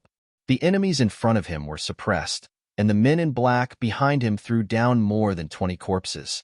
However, the death rate didn't scare them away. These people were like members of a suicide squad. They didn't even look at the death of their companions. Their eyes were fixed on the carriage in front of them. Their target hadn't died yet, which meant that their mission hadn't been completed yet. They still had to continue on their journey. Chauvet fired the last few bullets from his pistol. However, the enemy was moving at high speed. He only managed to injure one person. Chauvet then holstered his pistol and pulled out the 3 bayonets from his waist. He shouted, "Soldiers on both sides, follow me. No matter what, we cannot let them get close to the carriage." Without firearms, Chauvet and the others would have to complete the mission given to them by the 6th young master, even if they had to use cold weapons. This was their mission and responsibility. Even if there was only one person left, no one would take a step back. "Charge!" Ba Daojiang, Peng Yu, and the others responded enthusiastically. They also pulled out their bayonets and rushed towards the men in black. After that, there was a series of clanging sounds as the 2 sides fought each other, and the fight became a mess. Close combat was far crueler than using firearms to kill people. Often, even if they were beaten until they were covered in blood and had lost their arms, they could still pose a threat to their opponents with their steel teeth. In such a battle, it was basically impossible to escape unscathed. Even though the individual qualities of the guards were very strong, in a battle of life and death, it was still inevitable that they would be injured or even killed in battle. After only a few exchanges, half of the remaining 20 or so black-clothed men fell, and 2 of the guards were killed and 3 were injured. These men in black were the type that knew martial arts. In terms of individual combat strength, they were far superior to ordinary Ming soldiers. Even the embroidered uniform guards, who boasted extraordinary combat strength, could not reach their level. Moreover, the arrows in these men's hands were highly toxic. Once shot, it would not take long for them to foam at the mouth and suffocate to death. If the soldiers did not wear black armor outside and bulletproof vests inside, the number of casualties would be much higher than the men in black. Even so, Chiu Vi and the others did not intend to take half a step back. They were sad that their comrades had died, but they would not cry. They wanted to turn their sadness into motivation to kill more enemies and avenge their comrades. The rear was already engaged in a battle, and the guards were beginning to suffer casualties. The enemies in the front also tried to launch 2 small attacks. Perhaps it was because too many people had died before, so they were also afraid. But even if they were cautious enough to launch an attack, they still consumed a lot of the guards' bullets. Seeing that another big attack was coming, the 2 sides would inevitably have to fight with cold weapons. The situation was already very critical at this point. In the carriage, Yang Si had already been laid down flat. Fortunately, the space was big enough for Yang Chendong to use. Yang Chendong no longer cared about everything outside the carriage. Since he had handed the mission to Chiu Vi, he had to completely trust him. Right now, he had another mission to do, and that was to save Yang Si. Although Yang Si's identity was only a servant of the Yang family, whether in the eyes of Yang Chendong or in the eyes of outsiders, it was not like this. They seemed to have become his family, his closest relatives. How could Yang Chendong watch his closest relatives die in front of him and not care? Not to mention, Yang Si's injuries were caused by protecting himself, so there was no reason for him to not care. Speaking of which, Yang Si's body did not have any fatal injuries. Most of them were caused by external injuries. The only fatal injury was excessive blood loss. In the eyes of outsiders, this kind of excessive blood loss was naturally beyond their ability. However, for Yang Chendong, who had experienced hundreds of battles, suffered countless injuries, and completed countless life and death missions, it was not without a bit of hope. In the carriage, Yang Chendong first roughly checked Yang Si's injuries. After knowing that he fainted because of excessive blood loss, he disappeared from the spot. When he reappeared, there were a few disposable infusion tubes and needles in his hands. Let's go all out. Although I haven't checked, I don't think there will be any changes to his blood type. He sighed to himself. In his past life, he was a type O all-purpose blood type. He had given blood to and received blood from his comrades more than once. Even without anyone's help, he could still do this job very well. As if he had done it many times before, Yang Chendong stabbed the needle into his arm. Outside the carriage, the battle was still ongoing. It had already been at a stalemate for more than an hour. The casualties on both sides were constantly increasing. 300 meters away, atop the high walls of a residence, Chao Qin was watching this scene with a fierce expression. Today's events were all part of his plan. By chance, his subordinates saw the imperial censor of the right enter the immortal abode and hurriedly reported it to him. Then, the massive battle plan was put into motion. First, the poison experts of the embroidered uniform guard entered the immortal abode, as if they were looking for someone, and sprinkled laxatives into Dong Chuanhua's food. Then, they waited for Yang Chendong to appear. As expected, this matter involved a major second-rank official. As expected, Yang Chendong had come to the capital. However, Chao Qin wasn't satisfied with the 50 or so guards at his side. But that didn't matter. The military strength he had arranged was several times that of the enemies. Coupled with the sudden attack, they had at least a 70% chance of victory. The Taoist priest selling immortal pills was just a cover. Even Chao Qin himself wasn't sure if it would pique Yang Chendong's curiosity. If it didn't work, then they could only wait for the Duke of Loyalty to arrive at the Yongding Gate. The heavens seemed to be very fond of him. Yang Chendong really stopped, and this made Chao Xian extremely excited. He seemed to have already seen the scene of Yang Chendong's death. He saw the scene of Yang Chendong's death leading to a fight between the mercenaries and the northern Ming dynasty, and the southern Ming dynasty reaping the benefits. But another accident disrupted Chao Qin's plans. Those black-clad guards were actually so difficult to deal with. Again and again, even after using the 3 guns he'd spent so much effort to obtain, they still couldn't kill Yang Chendong. This made him feel like he'd punched an iron pot. He knew that he wouldn't have another chance. Helpless, Chao Qin gave the order to attack with all his might. He sent out all the experts he'd brought with him from Ming, looking like he was willing to sacrifice everyone to complete this mission. As the battle continued, the situation seemed to become more and more unfavorable for him. Chao Qin's heart became heavier and heavier when he saw the mercenaries in black armor, making him feel helpless. Most of the casualties were his own warriors. "Sir, look over there. Is that Ming's army?" At this moment, a subordinate's voice sounded in his ear, attracting Chao Qin's attention. After an hour, the Ming army in the city finally made a move. A large number of soldiers rushed over. Speaking of which, Ming's army shouldn't take so long to react to something like this. In fact, less than half an hour after the incident happened, the higher-ups in the Ming army knew about it.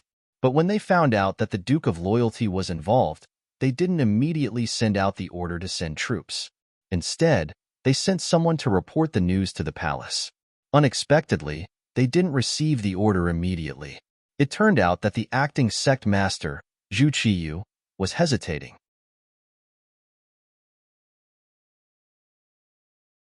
Chapter 8:14. He was certain that he had not given the order to kill Yang Chendong. The head eunuch beside him, Jin Ying, who was also the supervisor of the embroidered uniform guard, was also negotiating in the Yang manner. It was impossible for her to make a move against Yang Chendong. If that was the case, then this time, it was not one of his own people who made a move. Since it was not one of his own people who made a move, what did it have to do with him? He would just let them make a fuss. If they really did kill Yang Chendong, it would not be his fault. He would also be able to get rid of a big problem in his heart. Wasn't that a good thing? Zhu Qiyu was only thinking about who would dare to kill Yang Chendong in the capital and make such a big fuss about it. It was at this time that the supervisor eunuch of the Imperial Horse Directorate, Chen Guan, asked for an audience. As soon as he saw the emperor, he knelt on the ground and shouted that the imperial city was in trouble and that he had come to protect the emperor. Chen Guan's sudden action was seen by Zhu Qiyu and was naturally puzzled. He did not understand why there was trouble out of the blue. With an unhappy expression, he asked, "Chen Guan, why are you so panicked? Your Majesty, don't you know that danger is descending?" Chen Guan raised his head and pretended to be very confused. "Speak." Zhu Qiyu did not like officials who played riddles with him. He was the emperor and did not need to spend any effort on this kind of thing. Seeing that Zhu Qiyu was a little angry, Chen Guan didn't dare to play any more tricks. He immediately changed his appearance and said very sincerely, "Your Majesty, although the Duke of Zhongdan's death wasn't caused by us, if he died in the capital, Ming wouldn't be able to escape responsibility.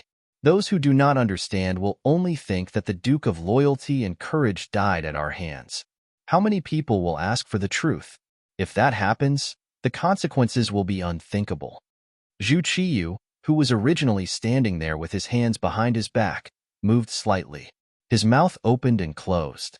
He seemed to want to say something, but in the end, he gave up. He knew that Chen Guan was right. If the Duke of Loyalty really died in his territory, ignoring everything else, just the fact that he did not save him would cause northern Ming to suffer. Under his guidance, Ming's army was growing stronger by the day, but this was not the reason why he wanted to fight to the death with the mercenaries. At least for now, the mercenaries were not his enemy. He wanted to first unify the Great Ming and resolve the internal problems before he could turn around and deal with others. This was the need to first settle the internal problems. Zhu Qiyu was thinking, so he did not immediately make a decision. Chen Guan, who was kneeling on the ground, was already drenched in cold sweat from the shock. In the palace, there were constant infighting, both open and covert. Choosing a side was of the utmost importance. Chen Guan had chosen Jin Ying as his master. The eunuch group was so big that Jin Ying alone could not make the decision. Below him was the powerful Gao Rang. This person was the supervisor eunuch of the Imperial Horse Directorate and the director of the East Depot. He was someone who could wrestle with Jin Ying. If Jin Ying died in Yangjia village, it could be imagined that an internal cleansing would be inevitable. As Jin Ying's assistant in the Imperial Horse Directorate, Gao Rang's fate could be imagined. He had no choice but to stand out. This time, He owed a favor to Daizong. Not only was he saving Jin Ing, he was also saving himself. He had no choice but to come. After a long time, under Chen Guan's expectant gaze, Zhu Qiyu finally opened his mouth. Issue an edict. Zhang Rang is to bring people to the rescue and protect the Duke of Loyalty and Courage's life. Chen Guan's expectant face could not help but reveal a trace of disappointment. However, he knew that this was the Emperor's greatest concession.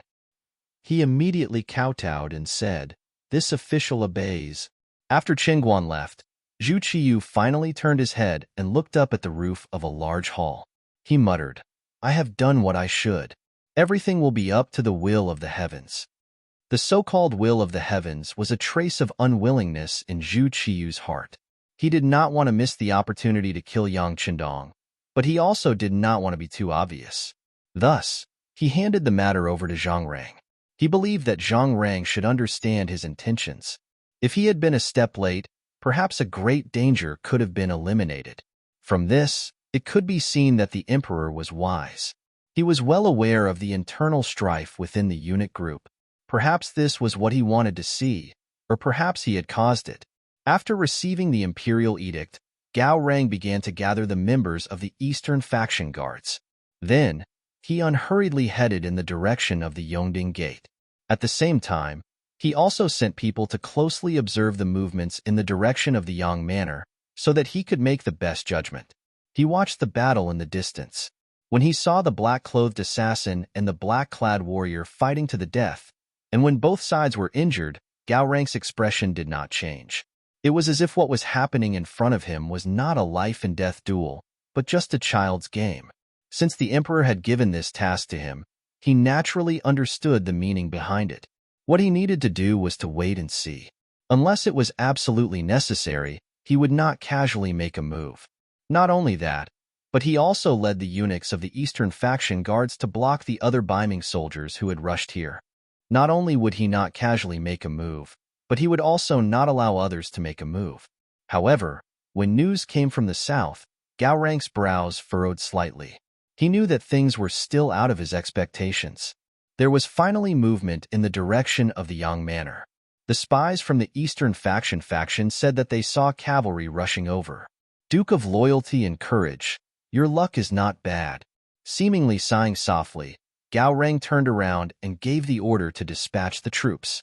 On the battlefield, Qiu Vi, whose body was half covered in blood, stabbed the military knife in his hand into the chest of another black-clothed man. In exchange, blood spurted out and dyed his black armor red again. However, he did not seem to have heard it. He even frowned. His left hand unconsciously reached deep behind his waist, where the signal gun was. He was already considering whether to fire a blue signal flare. A red signal flare meant that there was a crisis and it was somewhat urgent. However, if a blue signal flare was fired, it would mean a great crisis. Seeing this, no matter what mission one was in charge of, one had to immediately come to the scene and carry out a rescue mission. From what Qiu Vi knew, there were many mercenary brothers in the capital. For example, there was at least a platoon of Cold Vanguard guarding the Yang family bank. Moreover, they had sufficient ammunition all year round.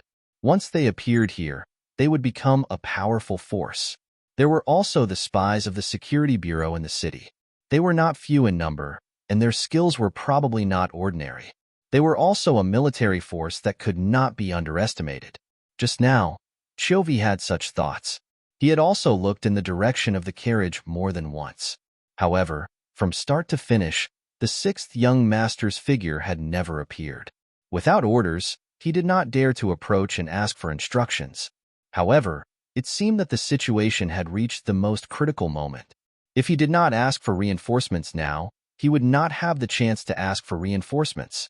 His eyes were filled with hesitation and struggle, but in the end, for the sake of the sixth young master's safety, Chou Wu made up his mind to fire the bomb for help.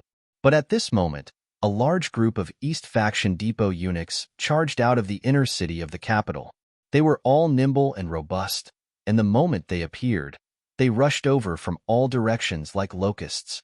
Just as the East Faction Depot eunuchs appeared, a group of black-clothed cavalry rushed out from the Yongding Gate. Although there were not many of them, they were exceptionally brave. Each one of them rode on horseback and waved their sharp sabers. They rushed behind the Ming soldiers.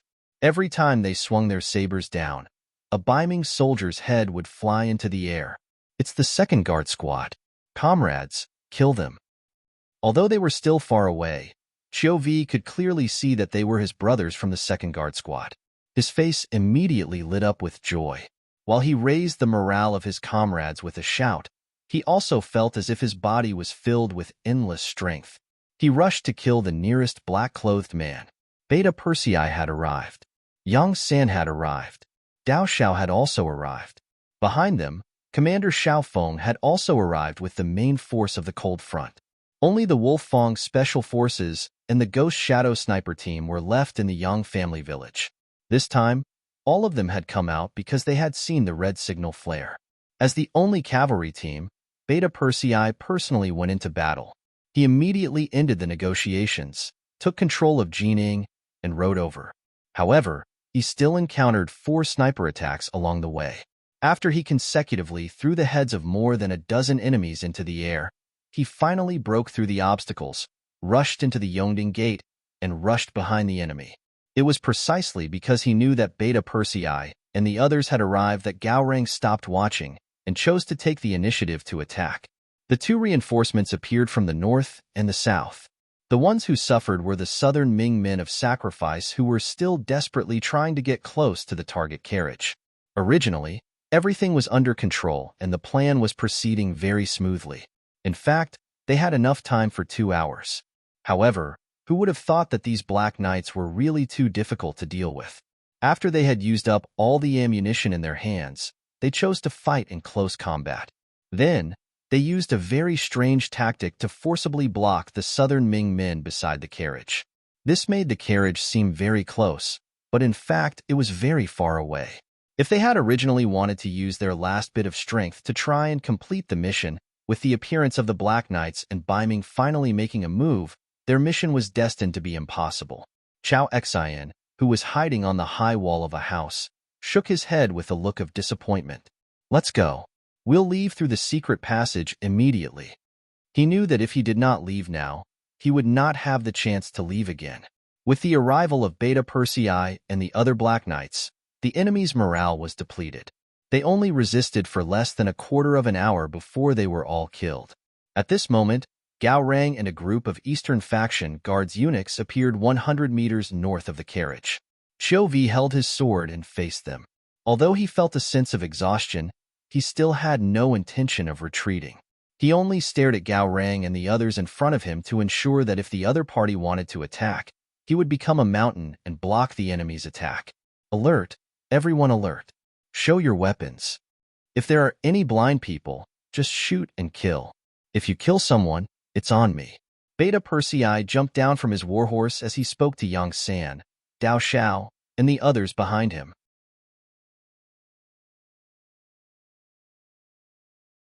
Chapter 8:15.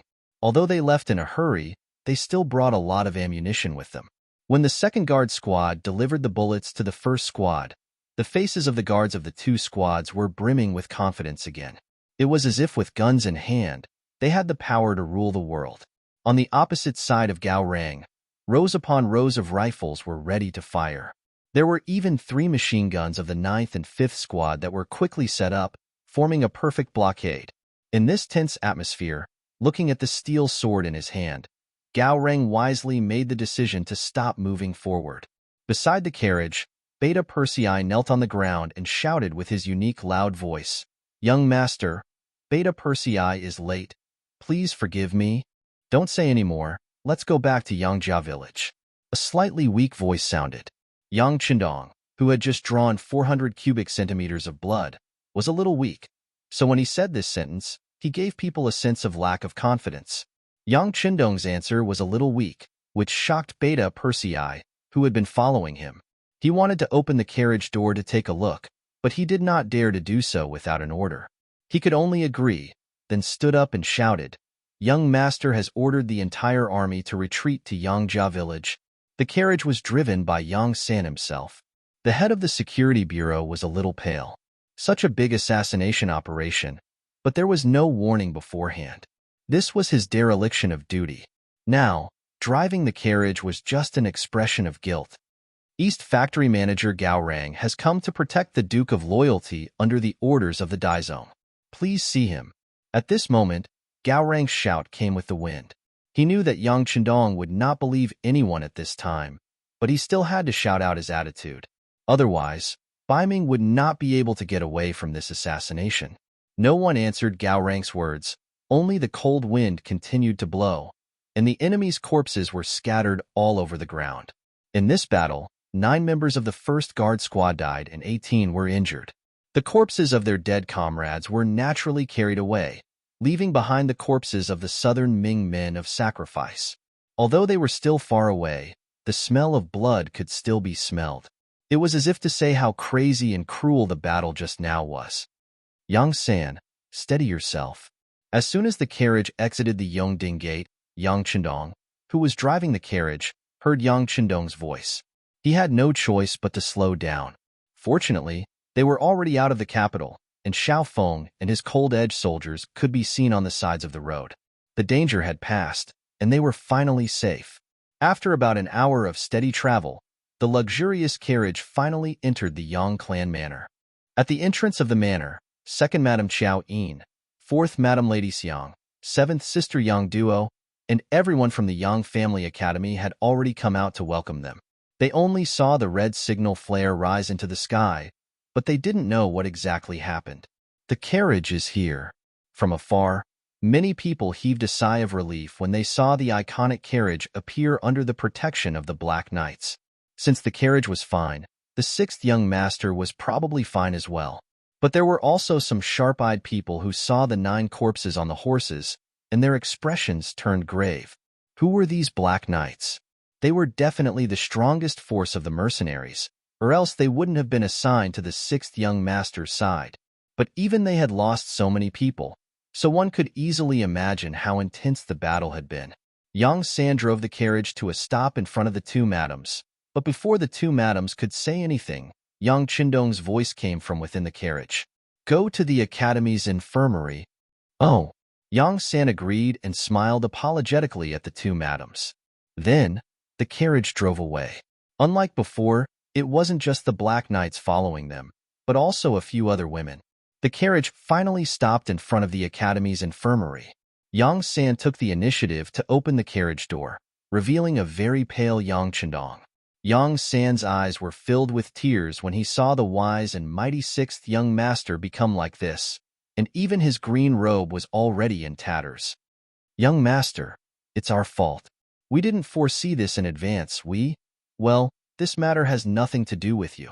Yang Chendong reached out and patted Yang San on the shoulder, then jumped off the carriage and said to Beta Persei, you two carry Yang Si down, and remember to be careful. By the way, where is Yuan Heping? After Yang Chendong shouted, a man in his 30s among the academy students immediately responded, Dean, Heping is here. Come here. Seeing Yuan Heping, a smile finally appeared on Yang Chendong's face. This person came from a medical family. Although he was young, he was already quite famous in the middle-aged field. Later, he came to the Yang Chendong Academy and was chosen by the 2nd dean, Wang Si. He stayed there to learn Western medicine and made rapid progress. He was the person with the best medical results among Yang Chendong's forces. Heping, you also get on the carriage. Yang Si is receiving an infusion. You hold the bottle and be careful. Yang Chendong called Yuan Heping over, patted him on the shoulder, and then walked in the direction of the 2 madams. With Yuan Heping's help, Yang Si was lifted out of the carriage. His body was covered in blood, and as soon as his pale and colorless face appeared, it caused a series of gasps. In the crowd, 4th Madam's personal maid, Xiao Wei, exclaimed and was about to run forward, but she was stopped by Yang Chendong, who was already prepared. Don't be so agitated. Your husband can be saved, but if you go up and cause trouble, then it's not certain. Xiao Wei was Yang Si's wife. Her marriage was personally arranged by Yang Chendong. As a wife, how could she not be moved by her husband's current state? Right now, she just wanted to lie on Yang Si's body and cry. However, since these words were said by the 6th young master, Xiao Wei naturally didn't dare to disobey. She could only retreat to the side with tears in her eyes.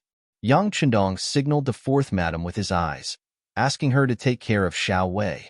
Then, he looked at Xiao Yin and seventh sister Yang Duo and said, "Do you have clean clothes? I'm too dirty right now.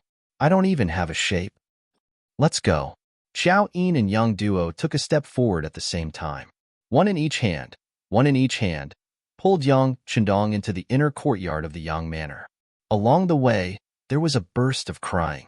Fortunately, they learned that Yang Chendong wasn't seriously injured. Only then did they relax a lot. "Young master, can Yang Si be saved?" Xiao Yin's worry shifted to the heavily injured Yang Si. When Yang Chendong wasn't here, this person had always stayed in the manor to protect them. After interacting with him for a long time, they naturally had feelings for each other. Just like how Hu Yin called Yang Chendong Dong Shui in private, Xiao Yin was also used to calling him young master in private. Yang Chendong corrected her a few times, but found that it was useless. Hearing Xiao Yin's question, he nodded confidently. He can definitely be saved. After washing up, Yang Chendong went from the inner courtyard to the academy's infirmary. Although it was called an infirmary, it was actually a small hospital. It covered an area of several thousand square meters and had more than 10 beds. There was also a special room for receiving patients. When Yang Chendong appeared, he was quickly surrounded by people. The most excited of them all was Yuan Heping. "Dean, brother Yang Si is receiving an infusion. Is it the blood you usually talk about in class?" "That's right. It's blood." Yang Chendong nodded. He looked at Yuan Heping and asked, "Have you checked if there are any life-threatening injuries on his body?" "I've checked. There aren't any life-threatening injuries.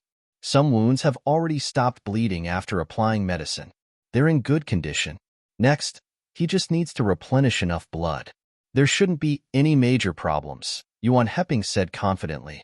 He had never thought about infusions, especially blood transfusions to save people. He admitted that he wasn't as good as the dean in these matters. However, when it came to treating people with Chinese medicine, he was confident that there weren't many people who were better than him. Yang Chendong was still very confident in Yuan Heping's Chinese medicine skills. He immediately nodded. "Okay, as long as there are no other life-threatening injuries. Then I'll teach you how to test blood types from now on. Remember, only people with the same blood type can transfuse with each other and not be rejected. You must remember this point clearly. Go and gather the other students who are interested in learning medicine." While asking Yuan Heping to gather the people, Yang Chendong waved his hand. His servant, Yang Lu, came to Yang Chendong with a ritual instrument. This was the blood test instrument, a big warehouse item. This time, Yang Chendong wanted to take the opportunity to teach everyone new knowledge. What happened today also reminded Yang Chendong that it was necessary to establish personal health records for the people close to him and the higher-ups in the military. For example, the history of genetic diseases, some things that required taboos, and blood types all needed to be recorded. Otherwise, if there was a problem and he wasn't there, wouldn't there be a real problem? With the blood test, Yang Chendong started to operate it in front of Yuan Heping and the other students. After a few times, he saw that Yuan Heping was doing it himself and there was nothing wrong with the blood test, so he handed the job over. "Yang Si has type B blood. Let's see who has type B blood. If you are healthy and are willing to donate blood, please prepare more. If it's not enough, use the all-purpose O. Do you understand?" Also, when a person's body has been in it for a long time, there will always be some blood in it. The quality of this blood is not good. Some blood should be discharged within a certain period of time. It doesn't matter if it's not more than 200 milliliters at a time. On the contrary, it will be beneficial to the human body's metabolism. You must make this clear to everyone. Blood donation can't be forced. For example, I donated 400 milliliters at a time. I can't force it. Yang Chendong had to make these things clear. Otherwise, everyone would misunderstand the blood donation and think that it would harm their bodies. If that was the case, then there would be problems. He had set himself as an example by donating 400 milliliters first. This was a clear example. It should dispel some people's misgivings. You're tuning in to the Warrior Lore YouTube channel. Don't forget to subscribe and join us on this journey to catch the most captivating stories.